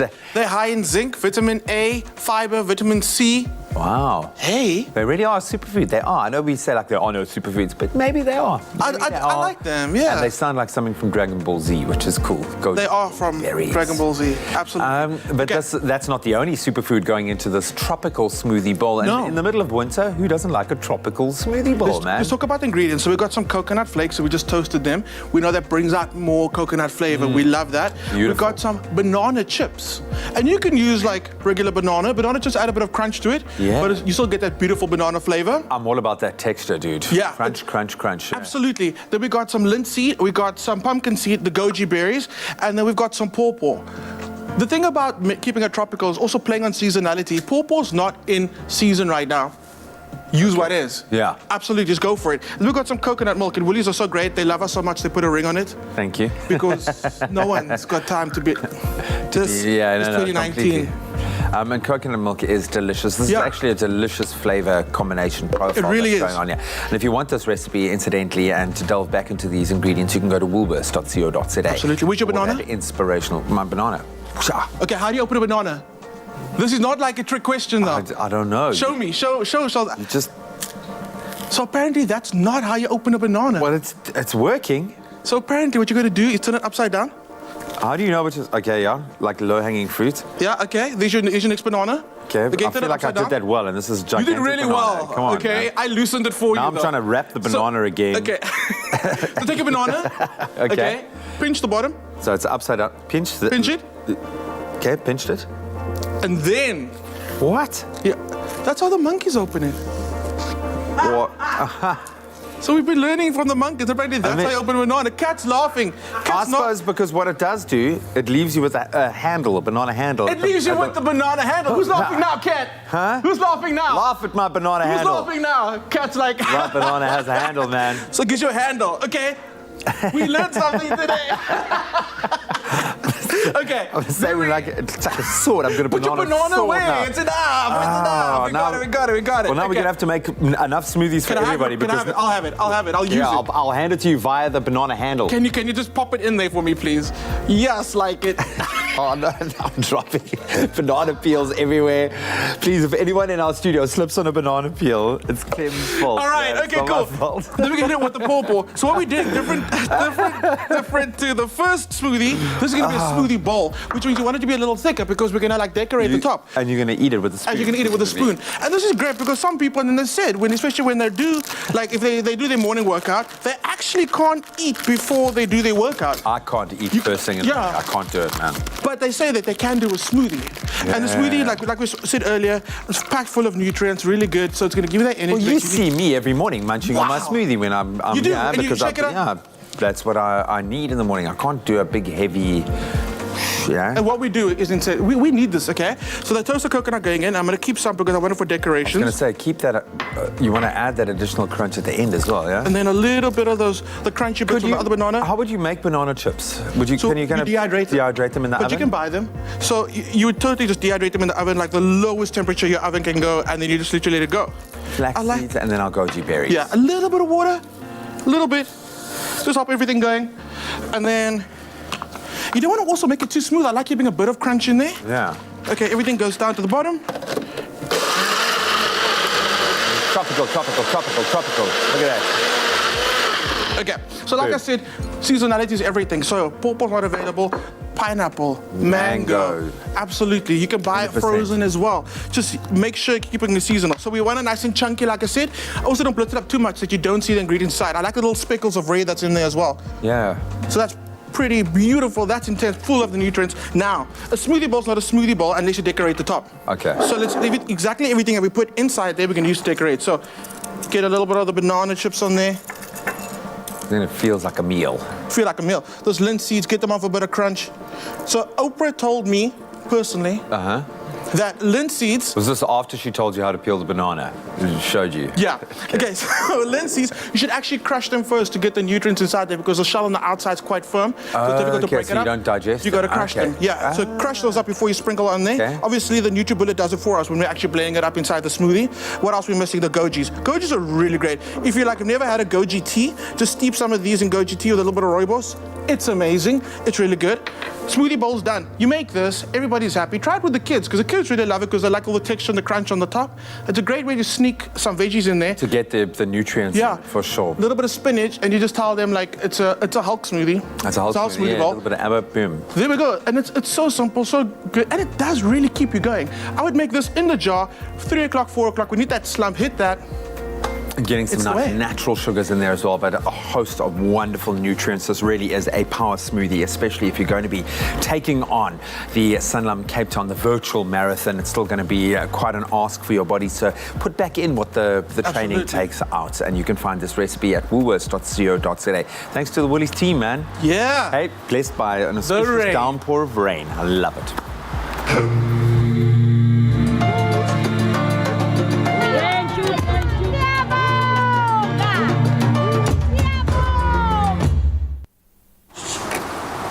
All right, as the rain continues to pour down over the mother city, creating a crescendo that of works. a sound around us. It sounds like there's a crowd just like cheering us on. Is that what crescendo means? A crescendo meaning an increase of volume. Oh, wow. I learn something new every day. Well, we are learning a whole lot more from, of course, Dr. Darren Green, because we continue our health topic this morning, and our trusted medical advisor, Dr. Darren Green, is still with us and will be answering all of your burning questions with regards to your heart health and COVID-19. Thank you very much for sticking around with us, Dr. Green, and we're going to have a look at some of these questions that have come through on social media that you're going to be answering for us. The first one from Kogi Naidu, who says, "Good morning, Expresso team. I'd like to know, is it possible for a person's blood pressure to be high, example 140, and for the heart rate to be low? Maybe 40 or 50. I want to just take even just a step back from that, and let's quickly discuss those numbers and the measurement of what a 140 in terms of blood pressure means and what a 40 or 50 in terms of heart rate means, and then bring those together. 100%. So normal blood pressure, we often refer to 120/80 in males. In females, it can be a little bit and should be a little bit lower than that, about 110/70. The top value is the systolic blood pressure. That's the pressure in the system while the heart is actually contracting. So that's why it's a higher value pressure's higher when the closed pipe system is actually under pressure. And then the bottom value, the 80, would refer to the diastolic blood pressure, when the heart relaxes, what the pressure is in the system. So that value of 140, I assume that the listener is referring to the top value, the systolic blood pressure, which is just slightly over, obviously, normal. We want to get it under 120, ideally. So yes, the normal blood pressure, as you know, is as I've explained. The pulse, however, what's the normal pulse rate? Well, pulse rate is considered normal from 50 and up. If you are fit, extremely fit like you, Kat, then your morning pulse rate can be actually under 50. Our mountain climbers that do Everest, that are triathletes and marathon runners, often have morning pulses as low as 40. Some people have even dived under 40 when they wake up in the morning. That's how conditioned that heart muscle is. In other words, it needs to beat a lot less frequently to pump the same amount of blood and oxygenation capabilities to the rest of the body. So that pump is so well conditioned, that muscle is absolutely honed and in great shape. That's why they need less. So can you have blood pressure that's elevated and a low pulse between 40 and 50? Yes, you certainly can. Fit athlete, for example, can also have a low pulse rate, as they've depicted there, but have family hypertension. Doesn't mean that if you're fit, you're not open to developing hypertension or high blood pressure. So keep an eye on that blood pressure and definitely monitor it regularly and seek help from your doctor if you need to. Yeah, and so important it is to get those annual checkups done, to know your numbers, to know where you stand, especially during this time. And when we ask the question, and maybe you could just highlight it for us once again, Dr. Green, about why it is so important to protect your heart health during this COVID-19 pandemic, and how indeed you can do this. Yes, so the big thing here is that we have found that the people that are dying from COVID-19 are people with comorbid disease, people that have the following in order of importance: hypertension, so uncontrolled blood pressure leads to heart disease, but also in the COVID or this pandemic setting, it lays you vulnerable to having early death and your ability to cope under the infective parameters.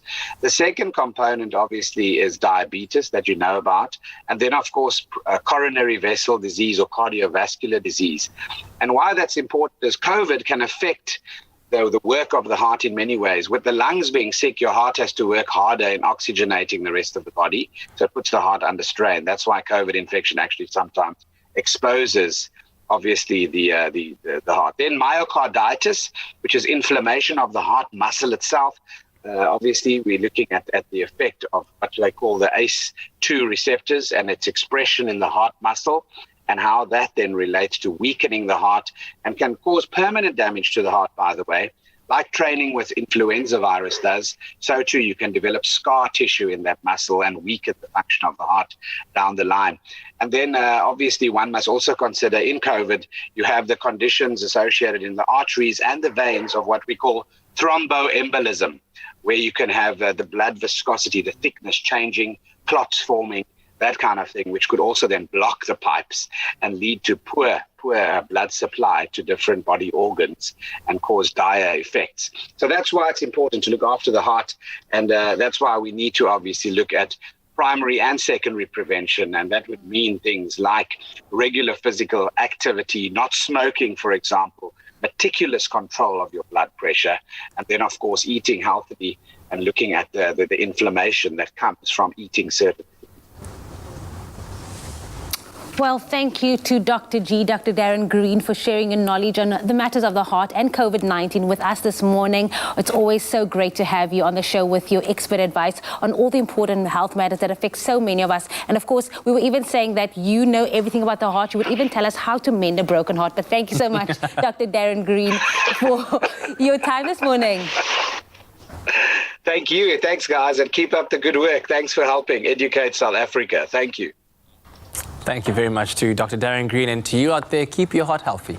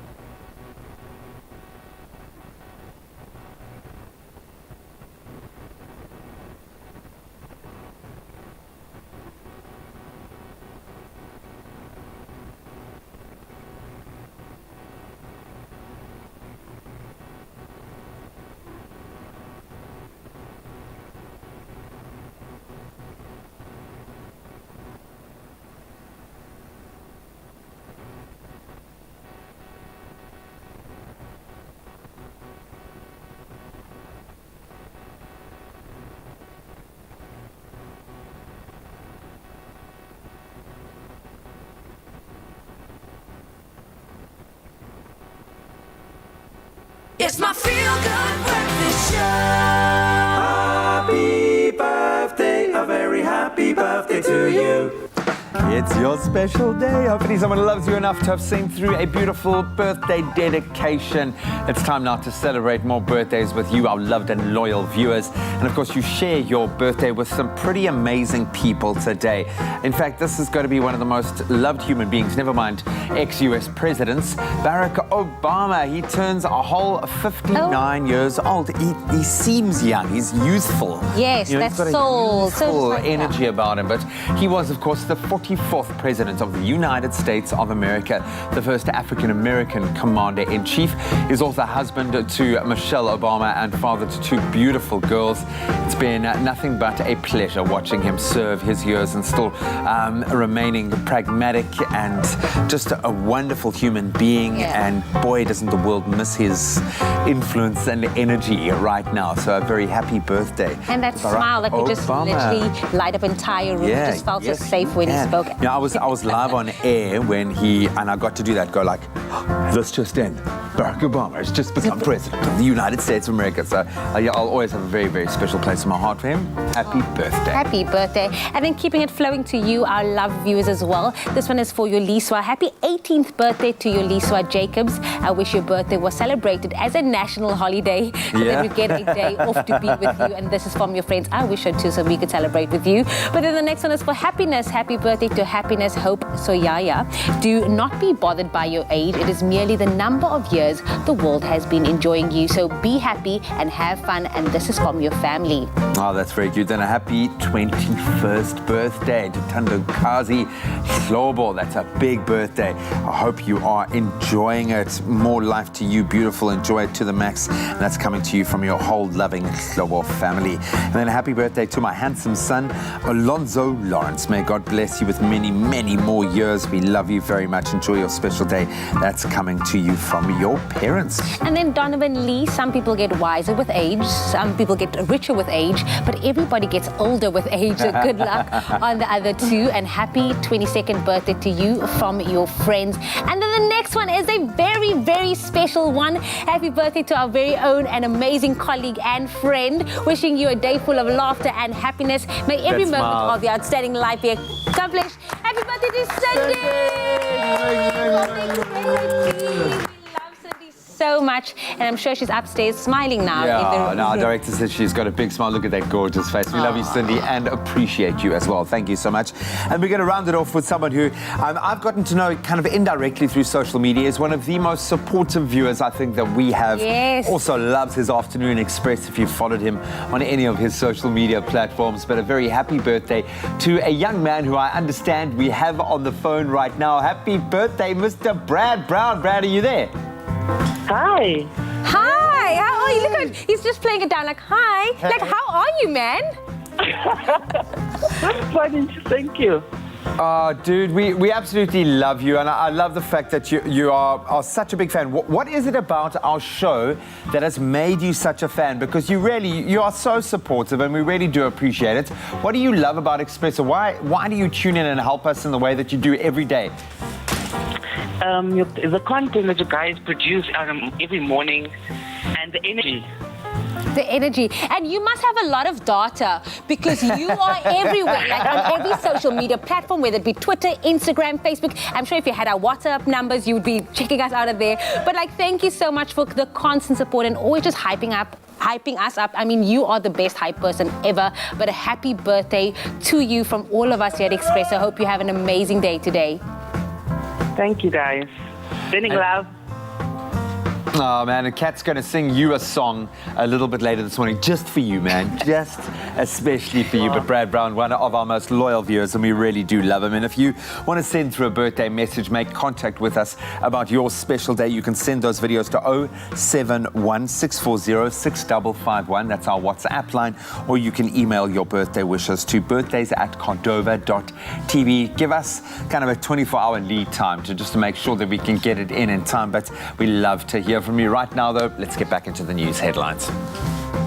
It's just gone 1 minute past 8 o'clock on this Tuesday morning. Here's a final look at the news headlines. On the national news front, the Minister of Sport, Arts and Culture, Natim Mthethwa, yesterday said his department intends rolling out the second wave of financial relief of 77 million rand for those who have had their income decimated by the coronavirus pandemic. Mthethwa said his department would be working in partnership with other departments. An amount of 61 million rand has already been paid out to sport athletes and applicants in the arts, culture and heritage sector. Of the 5,000 applications for the relief grants, 4,602 applications were successful. And other news, applications for the 2021 National Student Financial Aid Scheme funding opened yesterday and are expected to run for 4 months, closing on the 30th of November. Higher Education Minister Bladen Zimande said the application process would be online via the My NSFAS portal, as was done in previous years, adding the portal had undergone minor enhancements and changes following lessons learned from previous application cycles. He added that in the current academic year, the scheme had funded some 700,000 students. On the international news front, a scheme set up by an animal shelter in Mexico in which people agreed to temporarily take in dogs during the pandemic has seen many find permanent homes. The San Cristobal shelter launched its temporary adoption program earlier this year after several adoption events were cancelled because of COVID-19. Now, the shelter hoped that the dogs would help to ease the loneliness people felt as lockdown loomed. But the scheme surpassed all expectations, with 39 of the 56 people temporarily adopting the dogs deciding to offer them a permanent home. Now, a Tanzanian miner who made headlines in June after discovering 2 rough tanzanite stones valued at $3.4 million sold another one for $2 million on Monday morning. The third discovery by Saninu Laser, who is a small-scale miner, weighed 6.3 kilograms. Laser has promised to use the money from the finds to build a school and a health center. Now, tanzanite, one of the rarest gemstones on Earth, is only found in northern Tanzania. Local geologists estimate its supply may be entirely depleted within the next 20 years. And now, guess which country boasts the world's tallest giraffe? Well, a 12-year-old giraffe named Forrest, who resides at Australia Zoo in Queensland, is now the world's tallest giraffe, standing 5.7 meters. This also makes him the tallest animal in the world. Measuring Forrest was, quote, a tall order, his keeper, Kat Hansen, has revealed. Staff had to be creative and create a specially marked measuring pole and rig it close to a hay dispenser in the giraffe house, coaxing Forrest to stand up straight with the promise of food, all while the cameras were rolling. Now, bulls typically measure between 4.6 and 5.5 meters, but Forrest towers some 20 centimeters above the rest. The entire Australia Zoo family, headed by conservationists, the Irwin family, say they couldn't be prouder of Forrest's achievement. Robert Irwin said the big boy is a beautiful, gentle giant. And Bindi Irwin, who holds her own Guinness World Record for the most followers on Instagram for a TV naturalist, said she's proud her sweetheart Forrest had officially made it into the Guinness World Records for being the tallest giraffe alive. And now, taking another quick look at what's happening in the world of entertainment. The 2020 Miss SA pageant is going on full steam ahead in its new digital format. The top 10 will be revealed tomorrow, with the candidates being decided by public vote. Now, they'll compete in the finale come the 24th of October. Due to the COVID-19 pandemic, this year's digital format has allowed for the public to be more involved in the different phases of the competition. Meanwhile, the quarantine has spelled the extension of the current Miss World reign, which means that the current title holder, Tony Ann Singh of Jamaica, will be the longest reigning Miss World in history. This is after it was confirmed that the 70th edition of the competition was postponed to the latter half of 2021. No news yet on the fate of our reigning Miss Universe, Zozibini Tunzi, as no formal plans for the finale can be confirmed due to the impact of the coronavirus pandemic and, of course, various countries participating. Well, that's it for the news on this Tuesday morning. Let's take one last look at the sports headlines at 8 o'clock. Here's Graham.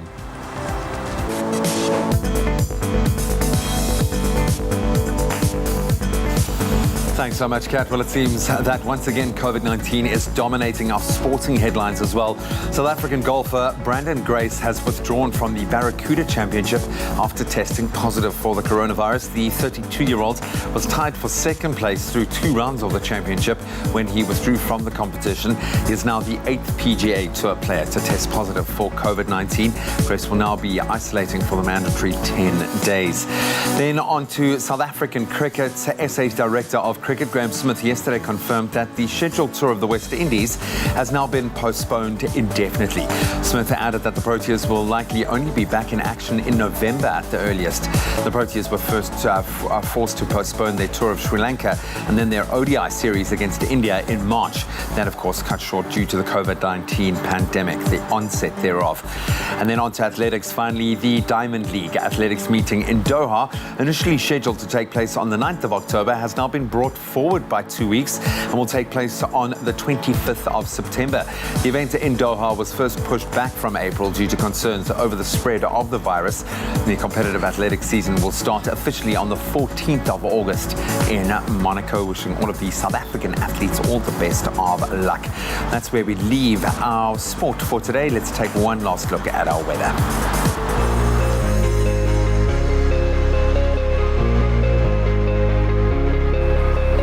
Here is a roundup of today's viewers' sunrise pictures. Again, Sandra took us to Cape Town with this sunrise picture taken in Zonneblom. Now, Cape Town, relatively cool temperatures throughout the day at a low of 8 degrees and will reach a high of 13 degrees. Nosidima shows us what the friendly people of Port Elizabeth have been waking up to with this stunning sunrise picture. However, do expect some heavy cloud covers today with a 60% rain probability. Now, if you are in Richards Bay, like Father Khan, you probably woke up to clear skies as the day progresses to expect some cloud cover, but the sun will be out at a maximum of 26 degrees. And then lastly, Senzo brought it full circle for us and brought it back to Johannesburg with this gorgeous golden sunrise. Johannesburg, your temperatures range from 3 degrees to 23 degrees. Thank you again all so much for your stunning sunrise pictures. We love seeing them.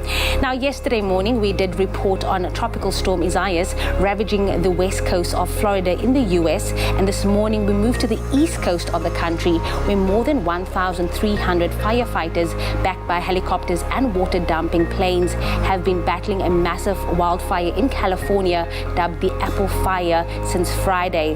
Now, around 7,800 residents have been told to evacuate the area. Parts of the fire are on steep, rugged hillsides, making it hard for fire engines to reach, and it has already spread out to 110 square meters. Cal Fire, the agency battling the wildfire, said the blaze had been fueled by high temperatures, low humidity and dry vegetation in the area. Now bringing it back home and time to look at the final forecast for the day.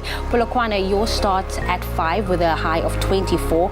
Umbombela ranges from 9 to 32 degrees. Pretoria coming through with a minimum temperature of 5, peaking at 24. And then the friendly city of Johannesburg reaching a minimum of 3 and a maximum of 23. Mahikeng 424. Klerksdorp 324 as well. And then Kimberley coming through with a minimum temperature of 6, peaking at 24. Bloemfontein -2, peaking at 23. Richards Bay ranging from 16 to 26. Pietermaritzburg 11 at 26. And of course, if you find yourself in South Africa's playground today, Durban ranging from 12 to 23 degrees. Umtata 7-24. East London coming through with a minimum temperature of 8 and a maximum of 21. Craddock 2-23. Port Elizabeth 11-18 with a 60% chance of rain, as I did mention. And then George with a minimum of 5, peaking at 12. The mother city, Cape Town, coming through with a low of 11 and a high of 16. Worcester 7-15. Sutherland 6-13. And then last but definitely not least, Uppington with a low of 6, peaking at 24. But of course, whatever the weather, wherever you find yourself, make sure to keep it locked on your Feel Good Breakfast show. But of course, we are heading back to Johannesburg with Kuthle, who will now finally trying out that fried chicken. Now, this entire morning, we've been hanging out with the voice of the Insider SA, SABC3, which launches this evening at 7:30. Nick Hammond, everybody, you're Hi, pretty hello. awesome, dude. Thank you. Any final words on what we should look forward to today? Yes, 7:30 tonight, SABC3, please watch. I really think that you're going to fall in love with the show. It's what's lacking in South Africa right now. Telling real stories. How did people get to the places that they are? How did Stephanie Wheel go about changing the face of the Miss South Africa brand? How does one designer from Durban go from taking trash and turning it into something that can be on the runway? How does a banking app change the way in which people think about their money? I mean, I really and truly feel like this show is going to be the next big thing in South African television, and I would really hate for you to miss out. I think it would be terrible. And it has all the answers to all of those questions. But right now we're about to dig in to this delicious fried chicken that was prepared by Chef Nick Scott right here at the Glory Restaurant in Melville, Johannesburg. Virtual cheers. There you go, yeah, socially distanced chicken. Well, that's really good. I dance for my food. Okay, you When do I'm that. happy, when I'm excited, I dance for my food. Listen, while we really finish good. up here, keep it locked to your Feel Good Breakfast Show because so much more is coming up. Because right now I'm about to ask Chef Nick for some more fried chicken. Would you like? Yes, please. Chef Nick! A big bucket. More fried chicken, please. An entire bucket, actually. Keep it locked. Warm up your winter with Super M by winning your share of 500,000 Rand in cash and prizes. Whether you need a morning pick-me-up, a midnight snack, or a study cram filler.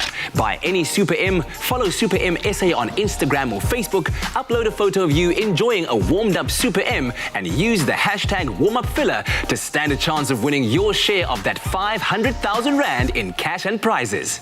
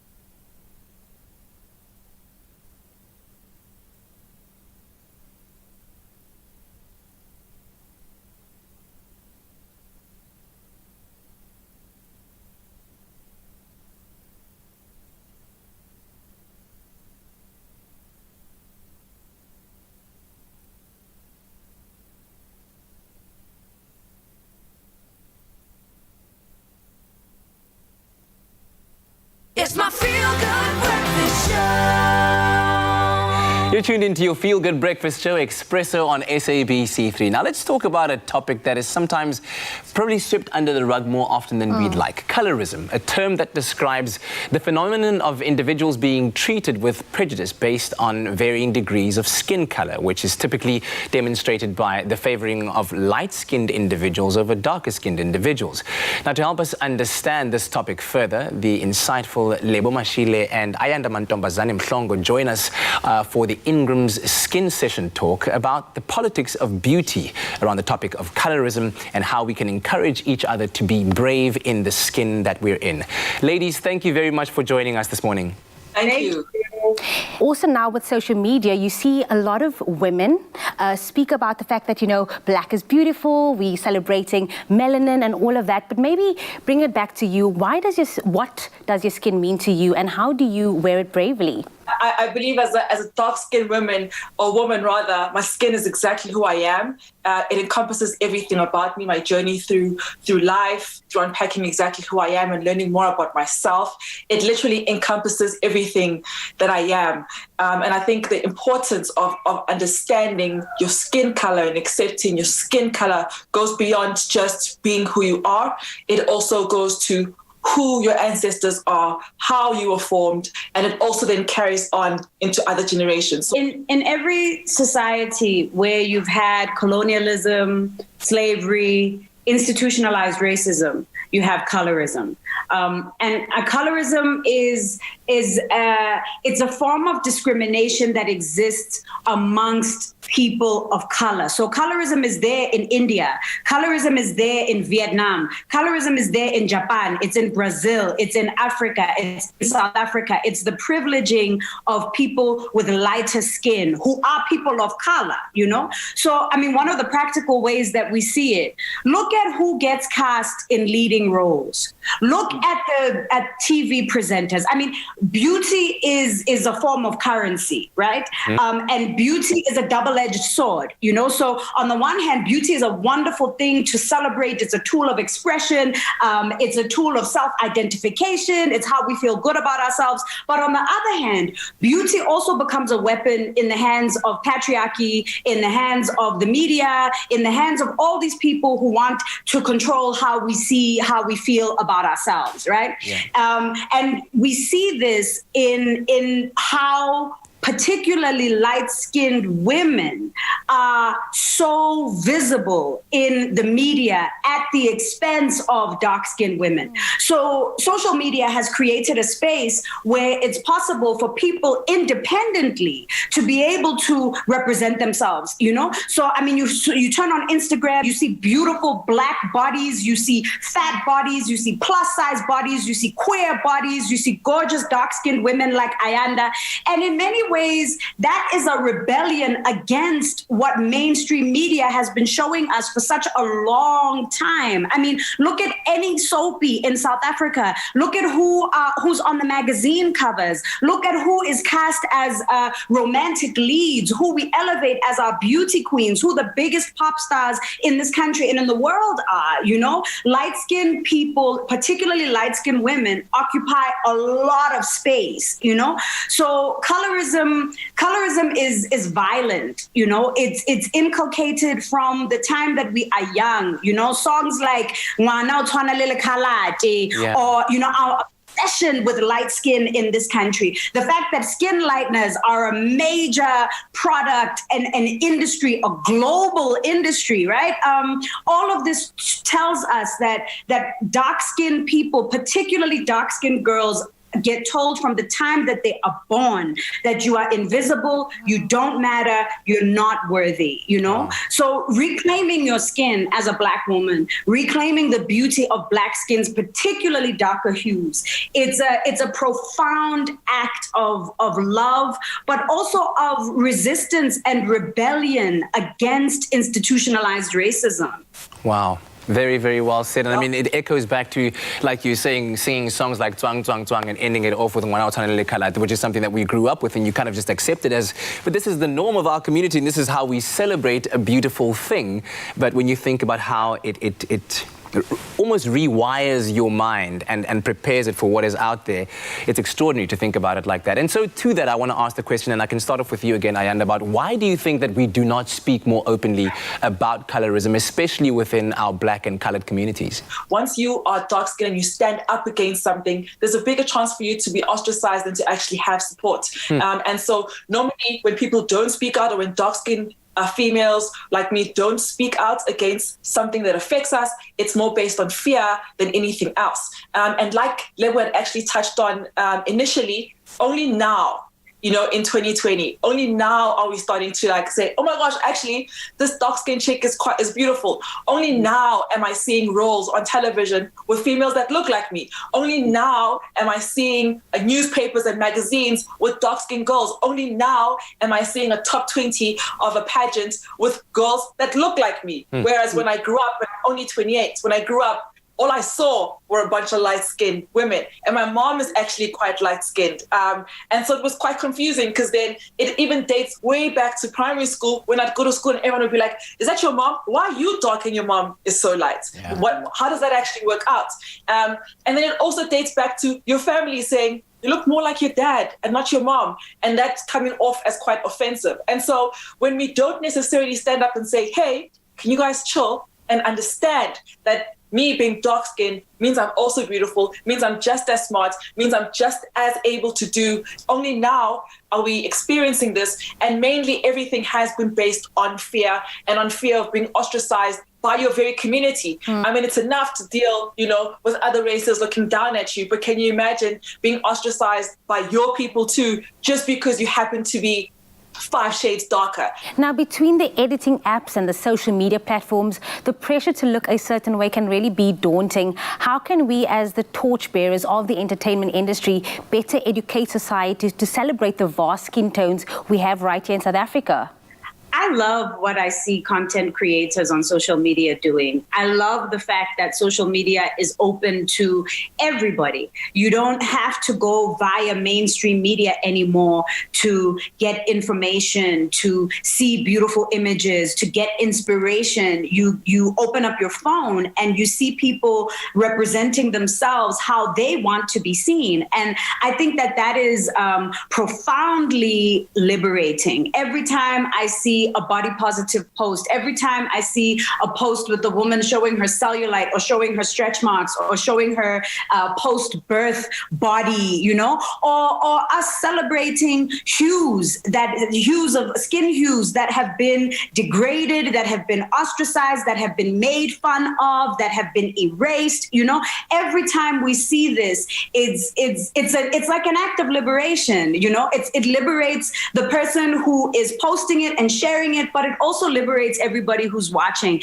And it gives us an alternative. It means that our stories, our images, what we think, what we consume, what we are inspired by is no longer in the hands of the few. It's no longer in the hands of a small concentrated group of people with money and power. It's in everybody's hands. And the ripple effect that has is huge. I mean, now you've got, Ingram's doing this incredible campaign around loving the skin that you're in. And I mean, it's in direct response to the work that's being done by people like Ayanda, by other content creators who are out there saying like, yeah, we are beautiful. It means that you sitting in your house right now have the power to shift what we see on mainstream media, the products that we see in our supermarkets. You have the power to shift the world around us just by honoring and celebrating who you are. Absolutely. You speak volumes and you speak power and life into this conversation, both of you ladies. Now that we've spoken and recognized the beauty that we each possess, let's talk about taking care of the skin that we're in. Please share some of your best tips that could help us, empower ourselves and in doing so, become more confident. Ayanda, let me start off with you. Yeah, I'm a water baby. I grew up with my gran. I'm a water baby. Water, water, water, water. You cannot go wrong with water.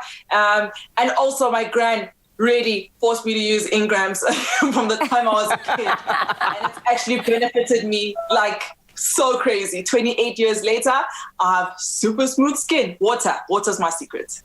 All right, Levo. Ditto. Yes. Water. We should be drinking like 2 to 3 liters of water a day. And also hydrating. So hydrating from within, but also hydrating on the outside. And products like Ingram's products are amazing. I mean, I love the tissue oil range. I think we all grew up on the camphor range, when you're talking about your grandma. Yes, winter. Yeah. Winter. Like camphor, it takes me back. It takes me back home. But the grannies knew. They knew what time it was. Yeah. I was just going to say now, Ayanda's grandma also made her those earrings. So, Ayanda, your grandma is the whole plug, mama. I love her. Shout out, Coco. Listen, ladies, I also want to talk about some of the dark skin versus light skin myths that you think need to be debunked. You know, for example, skin color is not a skin type. Darker skin tones have some physiological differences from lighter skin tones, but those differences don't impact what products people should be using. Maybe you guys can give some more insight about this. I mean, myths like dark-skinned people can't wear bright colors. I mean, look at Ayanda with her beautiful pink lipstick and that orange behind you. Like, you know, the color just pops. Like, you can wear whatever you want as a black girl, whatever color you are, whatever shade you are. If you are dark-skinned, bright colors look beautiful on you. Berry colors look beautiful on you. Pastel colors look beautiful on you. And I mean, there are some serious advantages also to having dark skin. Dark skin ages much slower than lighter skin, you know? And I mean, you see it. Like, you see ageless dark-skinned beauties who look the same for 20, 30 years as they grow older. It's a blessing, in fact, to have a dark skin. And I think when we're confronting whatever ism it is, whether it's colorism or racism or sexism, homophobia, it's important to understand that these are ways of thinking and being that have been inculcated into us. We've been indoctrinated with this. We were not born like this. A baby isn't born thinking that lighter skin is better than darker skin. That is something that is taught. It's taught in culture, it's taught in media, it's taught at school, it's taught in families, it's ingrained into us. So as much as, you know, we've had these messed up ideas ingrained into us, we can also do the reverse. You know, we can teach ourselves how to love ourselves. We can put new forms of inspiration, new ways of thinking into our minds. And we can also challenge people when they confront us with this stuff. You know, when you see somebody saying, I prefer yellow bones, call them on it. Call them on the violence of what they're doing. Wow. Listen, after this conversation, I have a huge smile on my face, not just because of the beauty and energy that you both portray, because you've made me love the skin I'm in even more, and I didn't know that I could love it even more, but I do now, thanks to you ladies. What did you ladies do? Thank you very, very much for joining us. We really appreciate it. Have a great day. You too. Thank you so much. Thank you so much. Thank you. Now, of course, be sure to set your alarms for 5 p.m. on SABC3 to watch Afternoon Express this Thursday for another Ingram's Skin session where Palesa will be digging deeper into this topic. Thanks to Ingram's for this inspiring campaign, encouraging us to speak more openly about these relevant issues in our society. We're joining them in telling South Africa that they only have one skin, so remember to nourish it and wear it bravely. Make sure to join the conversation by sharing your skin, your brave story with an image or video on our Facebook post with the hashtags #Ingrams and #YourSkinYourBrave. And you could stand a chance to win a 10,000 Rand cash prize and the opportunity for your story to be featured right here on the show. You only have one skin. Nourish it and wear it bravely.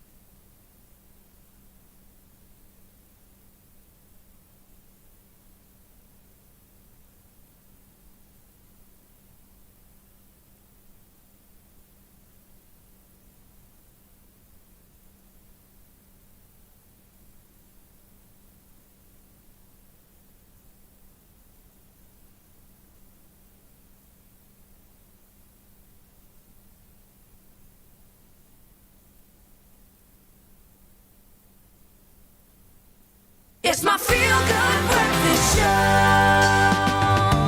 show. Clover Fresh Milk is the #1 milk brand in SA. Made with love by Clover. Welcome back as we fly through what has been the most amazing show. Look at the smile on my face right now. I think my face is starting to cramp from smiling because this gorgeous lady has returned to studio. Before we reconnect, we are, of course, talking all things marathon today. What you consume after your race actually is just as important as what you consume before, even during the race. It's essential to replace all of the lost nutrients and those fluids. And our Clover Fresh Milk Chicken and Sweet Potato Casserole is a good place to start, and it could not be sweeter if anyone else was making it. Jenny Morris, welcome back. I can't tell you how good it is to see you in person. Do you know what? It's been a long time. In fact, I haven't been here since lockdown began. I know. I don't know. It's like difficult for because I think both Jen and I are kind of huggers. We tactile people. So to not be able to go near each other is a very difficult thing. But I'll take you. I'll take you a 2-meter distance. I'll take it. But look at me. So good to have you here and cooking something delicious. So first of all, how are you? I am absolutely 100%. Look at me. I'm Sandra D. You look gorgeous. Do I look gorgeous? Yeah, you look like life. I'm so happy. Lockdown has been treating you good. Well, I don't know how well it's been treating me, but yeah, it's been good. I've stayed healthy. I've kept indoors. You know, no social interactions, sort of doing the whole distancing thing. But I've been cooking up a storm. Keeping the creative juices flowing, which darling. I think a lot of us have had to do. I've had to learn how to cook and bake during these times. So you this morning are making something really delicious and ultra nutritious. We've been talking about marathons, and I think people often forget that after you've been, especially with a kind of hectic training regime, you've got to put back into your body. You need the carbohydrates to fuel your body, energize yourself, but you need the protein to go back in there to help repair the muscles. Of course you do, and I want to tell you something. It's all in this little blue bottle, baby, full of calcium. You know what? B12. That's what excites me, that this has got B12, which is a very important vitamin that the body needs. So yes, we're going to cook in milk, as one does when you make a beautiful saucy dish. I've got some butter in here, clover butter, of course, and I've got some oil, and I'm putting my leeks, and I want to just get them going until they're translucent. I am missing having you leaning over my shoulder and looking into the pan. I'm just hoping that it's going to waft across. Oh, darling, it is so going to waft across, trust me. Well, I can't even say you can share my glass of milk while the sizzles away in the pan. I love it. I do. I'll drink half a bottle of milk a day. I'm absolutely in love with my milk. I know people have been like, what's this new blue bottle about? It's the same goodness, it's the same nutrients, the same 55 quality tests that it goes through. It just now stands out a lot more when you see it on the shelf. But it really is of superior quality. And they say 18 days. It doesn't last 2 days in my fridge. I know, it will but if never you go go away, 18 days. They'll come back, it's fresh. Okay, so with the leeks, I know that they are delicious. You obviously got to clean them really well because they can retain the granules. But I think the way that they kind of soften and get that buttery texture, I love it. Beautiful. Okay. Oh, so just look at this chicken breast. I'm just popping it in. I'm going to get the color to change slightly. Now, this is almost like making a beautiful white sauce around the meat. One pot, one to save water. Because as much as we're getting rain, you know, with all this COVID thing, we're using a lot of water to disinfect and keep clean. Yep. No, we must never, lest we forget, we must never, ever stop thinking Saving about water. being conscious about water. You're so right. Absolutely. Oh, look at this. Pepper. Okay, so now this is the white sauce. Flour. The flour goes in. Yeah, so what I'm going to do with the flour is I want to just get this coated. Look how delicious this is.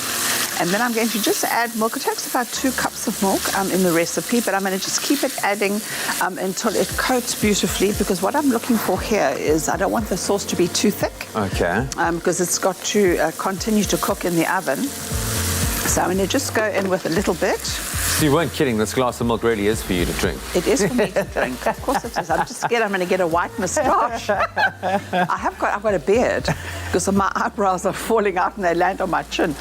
So I don't need a moustache to go with it. Okay, now just have a look here how this is beautifully starting to do that. I'll put the garlic in now. You can actually put the garlic in when you do the chicken, but I don't want the garlic to burn. Okay. I think people forget that the garlic it's predominantly sugar, so it burns really quickly. And we the often put sulfur it in makes it first, bitter. So have a look. Doesn't it look glorious? It's just swimming in all this beautiful calcium-rich vitamin B12 milk. Okay. Beautiful. So I'm now going to add the thyme. You can pick the leaves. I think you could pick them before. You could pick out the stems, but don't let the people get stems on their plate. There's nothing because it can poke you, and it's quite full. Quite a robust stem. Is that. Doesn't that look glorious? In with my sweet potatoes. Look at that. Oh, have you pre-cooked the sweet potatoes? Yes, yeah, they're parboiled because this is going to take about 20 to 25 minutes in the oven. And what I love about this, as I say, you know, it's got the beautiful clover milk, which is calcium rich, it's got protein, it's got everything, and carbohydrate also for the rest. But the sweet potatoes are full of antioxidants. It's also a beautiful, it's a nice carb, you know. It really is, and it's kind of on the lowest scale of the... Exactly. It's a nice complex one. Great, yeah. Right, look at that. It also tastes a little amazing. bit. Doesn't this look colourful and divine? Beautiful, yeah. And then we're going to just pop some cheese on just to make it a little bit more protein rich. Look at that. Have a look at that. Oh, cheesy, baby.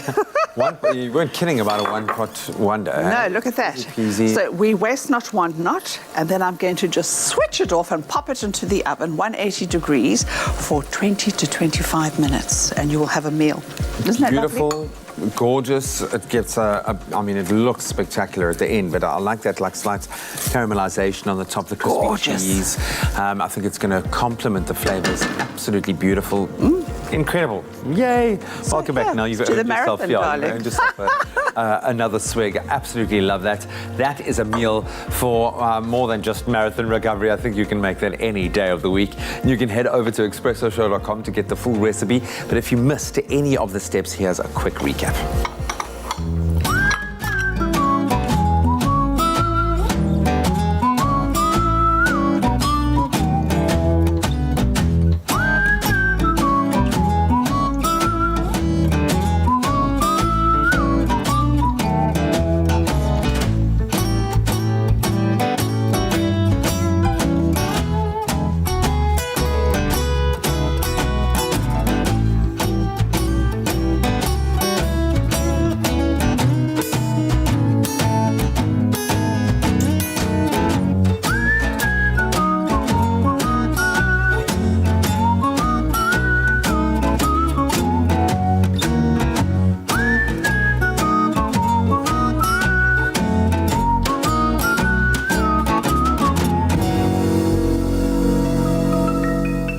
Made with love by Clover.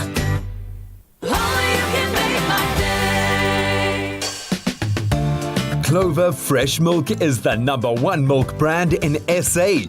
Made with love by Clover.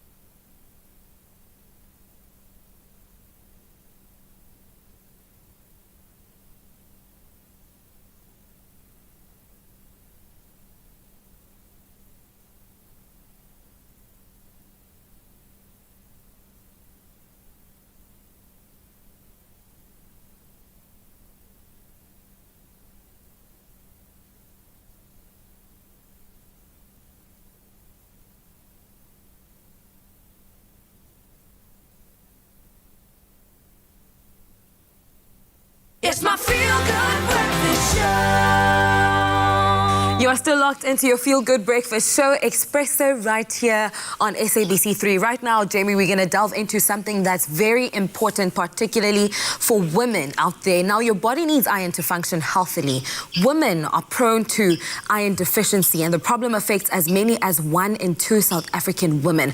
Dr. Grant Fourie joins us on the line this morning to explain why maintaining healthy iron levels is so important, especially for women. A very good morning to you, Doctor. Thank you for joining us this morning. Thank you very, very much for having me. I'm very excited to tell you the next exciting installment about iron. It's just so much to say, so little time. So hit me with your best question. I'm ready to go. Continuing our last conversation that we had, how common is iron deficiency in general? And, you know, why is watching iron levels more important for women than for men? When I was young, I once had a nosebleed, and it happened 2 months in a row. But that's the closest I ever came to having a period, you see. So for the rest of my life after that, I never lose blood anywhere, maybe on a rugby field. But your girls have got this very unique reproductive challenge that every month your body has to cycle, and it loses large amounts of blood, so much more than you realize. And so your body's job, day for day, is trying to maintain not only iron for your normal functions, but also to anticipate the loss that you have every month. So it's a massive issue for women to maintain their iron levels. In pregnancy, your baby uses more iron from you than you realize. And so during pregnancy, it's even more important to supplement with iron. Then children as well. We find children that are eating a lot of pizzas and hamburgers and crisps end up eating very nutrient-depleted foods. So they often end up with iron deficiencies. You know, they chuck the good stuff, and then they eat the rubbish. And not only is it not giving them iron, but it actually seems to be depleting the iron. Another very big issue, not specific to women, but women often have problems with heartburn, reflux, indigestion. And then they put on treatments to lower the acid, which they stay on sometimes for years. And we actually know that these treatments prevent the body's optimal absorption of iron. So you kind of really, it's a tough job getting iron into a woman. And I want to, before I forget, because this is probably going to be your next question. I just sense this. So I don't want to carry on too long without talking about something called ferret. Sometimes when we talk about iron deficiency, we talk about low blood levels, but we're trying to bring this distinction that there's low iron and there's low blood level. So low iron levels, this is iron that's available for the rest of the body to use. We find it as something called serum iron, and we find it as something called ferritin, which is a stored form of iron that your body just kind of hangs on to in the background for the days when you might need it. Now, this supply is often the thing that your body misses the most long before it misses the blood volume. Looking for iron problems is a little bit like this. When I was 6 months old, my mom used to play this game with me, and if you've got kids, you've done this. You do the, where's she, there she is. Okay, remember that game? Yes. Now, for 6 months, I thought this woman is a god. I mean, she disappeared, and then just, boom, there she is. It's just, it was, so it's incredible that we let iron deficiency catch us out, because it's like, boom, it's right here in front of us. For a test you can buy at a pharmacy, for a little finger prick test, we can find iron deficiency in seconds, and yet we forget. So what happens is we keep trying to supply the end product of iron, which is blood, but we forget about the dam. And I'm very aware of the fact that, you know, last year in Cape Town we had this drought over the last few years, and the water in my taps at home never ever dried up. But the water in the dam got less and less and less. And the municipality told me to use less water because they wanted to save the dam. So I try to tell my patients that your body is a resource manager. It's managing what's available and what it's using. So this is why you can get symptoms before you even see the water drying up in your taps. So the ladies, you know how you ladies are. The burden of the world is laid on the shoulders of the woman. You guys have to do everything, right? You have to get up earlier, look after the kids, feed everybody, go to work, come back, feed everybody again, because who knows where the food goes. Then your husband does you a favor sometimes by helping, but it's normally a favor. You're actually so busy that you don't even recognize how tired you've become. And so one of my most common compliments that I get from my patients is, you know, now that my iron's up again, I actually now only realize how tired I was. And that's a super important thing. Dr. Grant, I mean, you know, with all of the information that you are giving us, it's very easy for all of us to panic and think, oh, I was so tired yesterday, now it's making sense to me, perhaps I am iron deficient. But tests are essential for a proper, you know, diagnosis.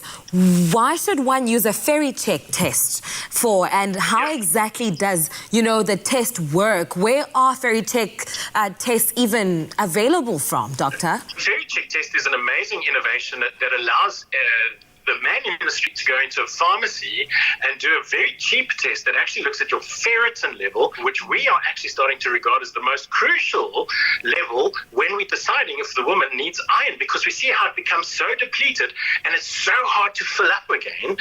And so, you know, I kind of compare people, if you want to fill a swimming pool with a bucket of water, that takes a few bucketfuls of water. But if you want to fill a dam with a bucket of water, you're going to be there the rest of your life. So by identifying at what level you have an iron deficiency, it helps you to decide how sort of aggressively you need to intervene and how aggressively you need to supplement or treat.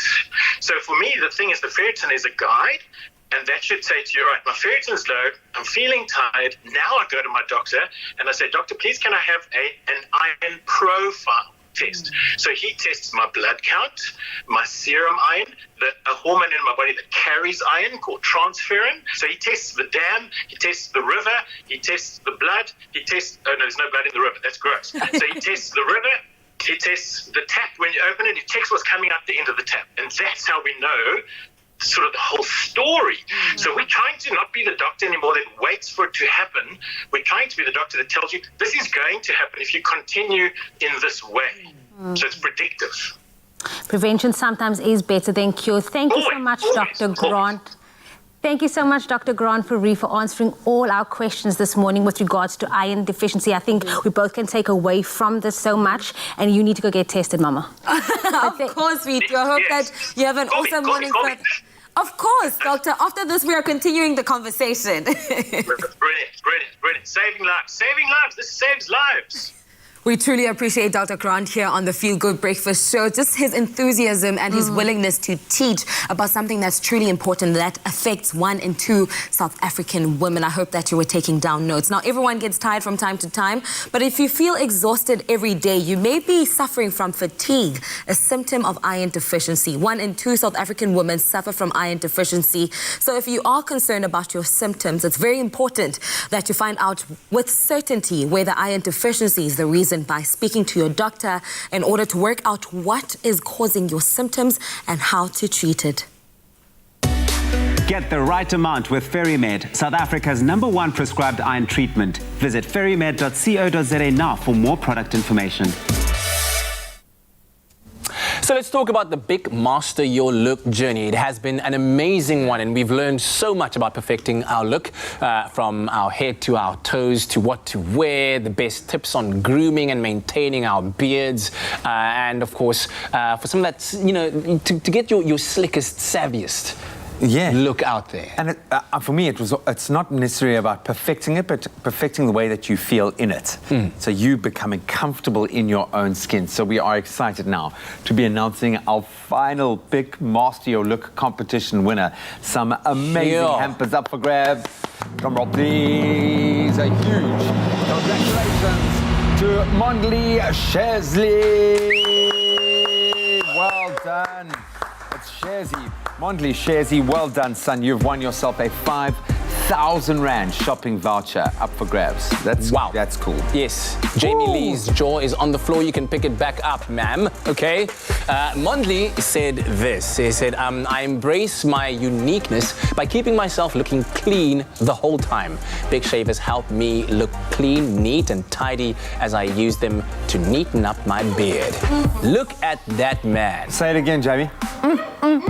We love to see it. I'm here for it. Oh, man, we enjoy that amazing shopping spree on our behalf, buddy. Go out there, spend it wisely, enjoy it, but you really have earned it. And hopefully, gents, you have enjoyed going on this kind of journey of self-discovery with us.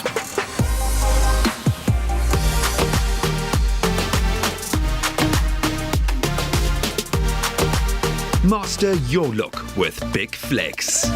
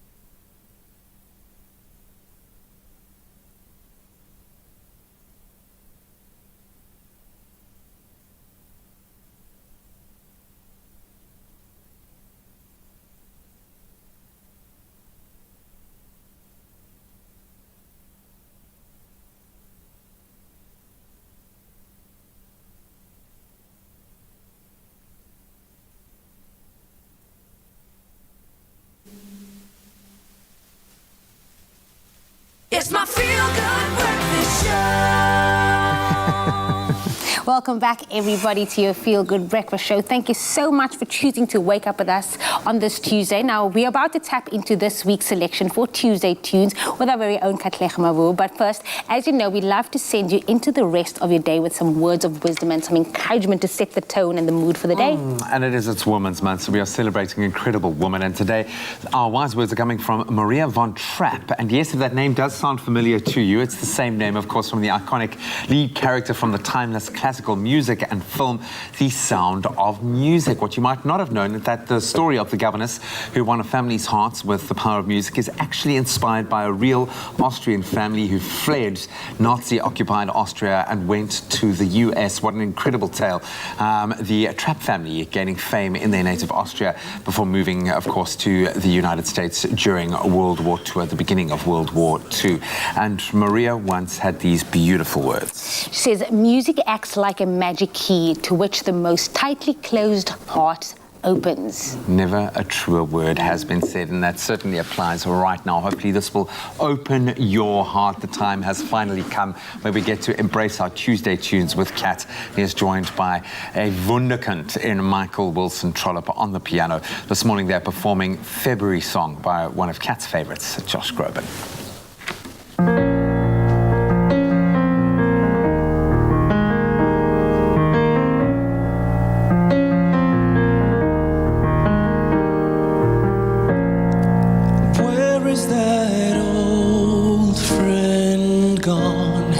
Lost in a February song. Tell him it won't be long till he opens his eyes. Opens his eyes. Where is that simple day before colors broke into shades? And how did I ever fade into this life? Into this life. And I never want to let you down. Forgive me if I slip away.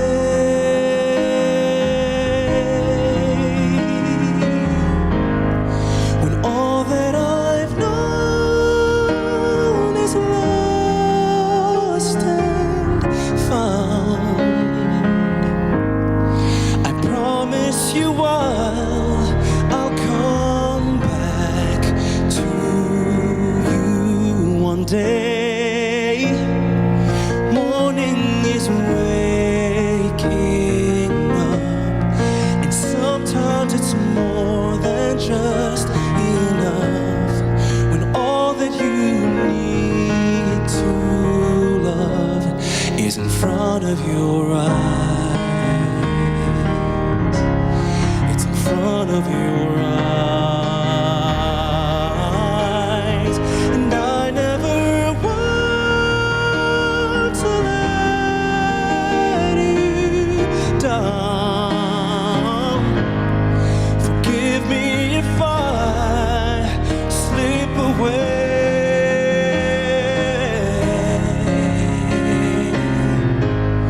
'Cause sometimes it's hard to find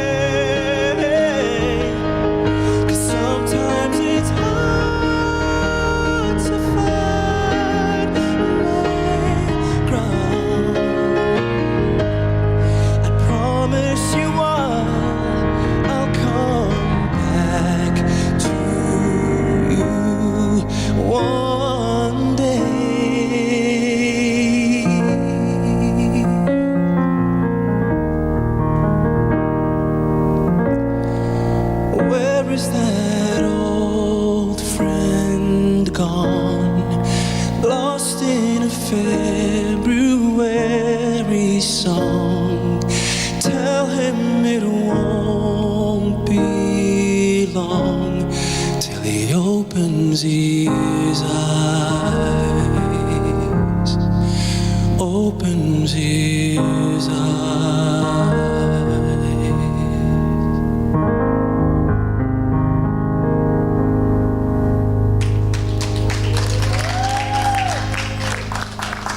Oh, absolutely Gorgeous. beautiful collaboration right there. Gorgeous voice, gorgeous on the pianos. Gentlemen, please take a bow. That was really special. Thank you so much. What an emotive way to round off what has been a lovely show. If you think that you can harness that same emotion, we'd love to see your talent and share it with the world. Give us your rendition of February's song on our social media platforms. Go on to the Expresso Morning Show Facebook page and post a video of you singing that song, and we might play it out on the show. Who knows? You could be found right here on the show. Absolutely, and of course we're going to keep that vibe going because tonight 7:30 right here on SABC3, Coming. the Insider SA debuting, making its first episode on the show tonight 7:30. It's going to be massive. We are so excited. Looks to so watch it. inspirational and innovative, just jam-packed with South Africans that we need to be taking notice of, that will hopefully inspire you to be a better citizen, be a better South African, just to be a better human being. But I'm going to ask both of those gentlemen to take one more bow. That really was quite a special performance. Michael, Kat, guys, thank you so much for a beautiful performance. And thank you to Jenny Morris. Great to have you back in studio as well. Even if we had to social distance, we'll see you beautiful people again tomorrow morning. Love ya. Never forget it.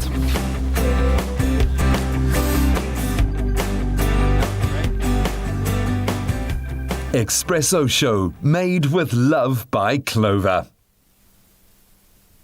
Another feel-good production.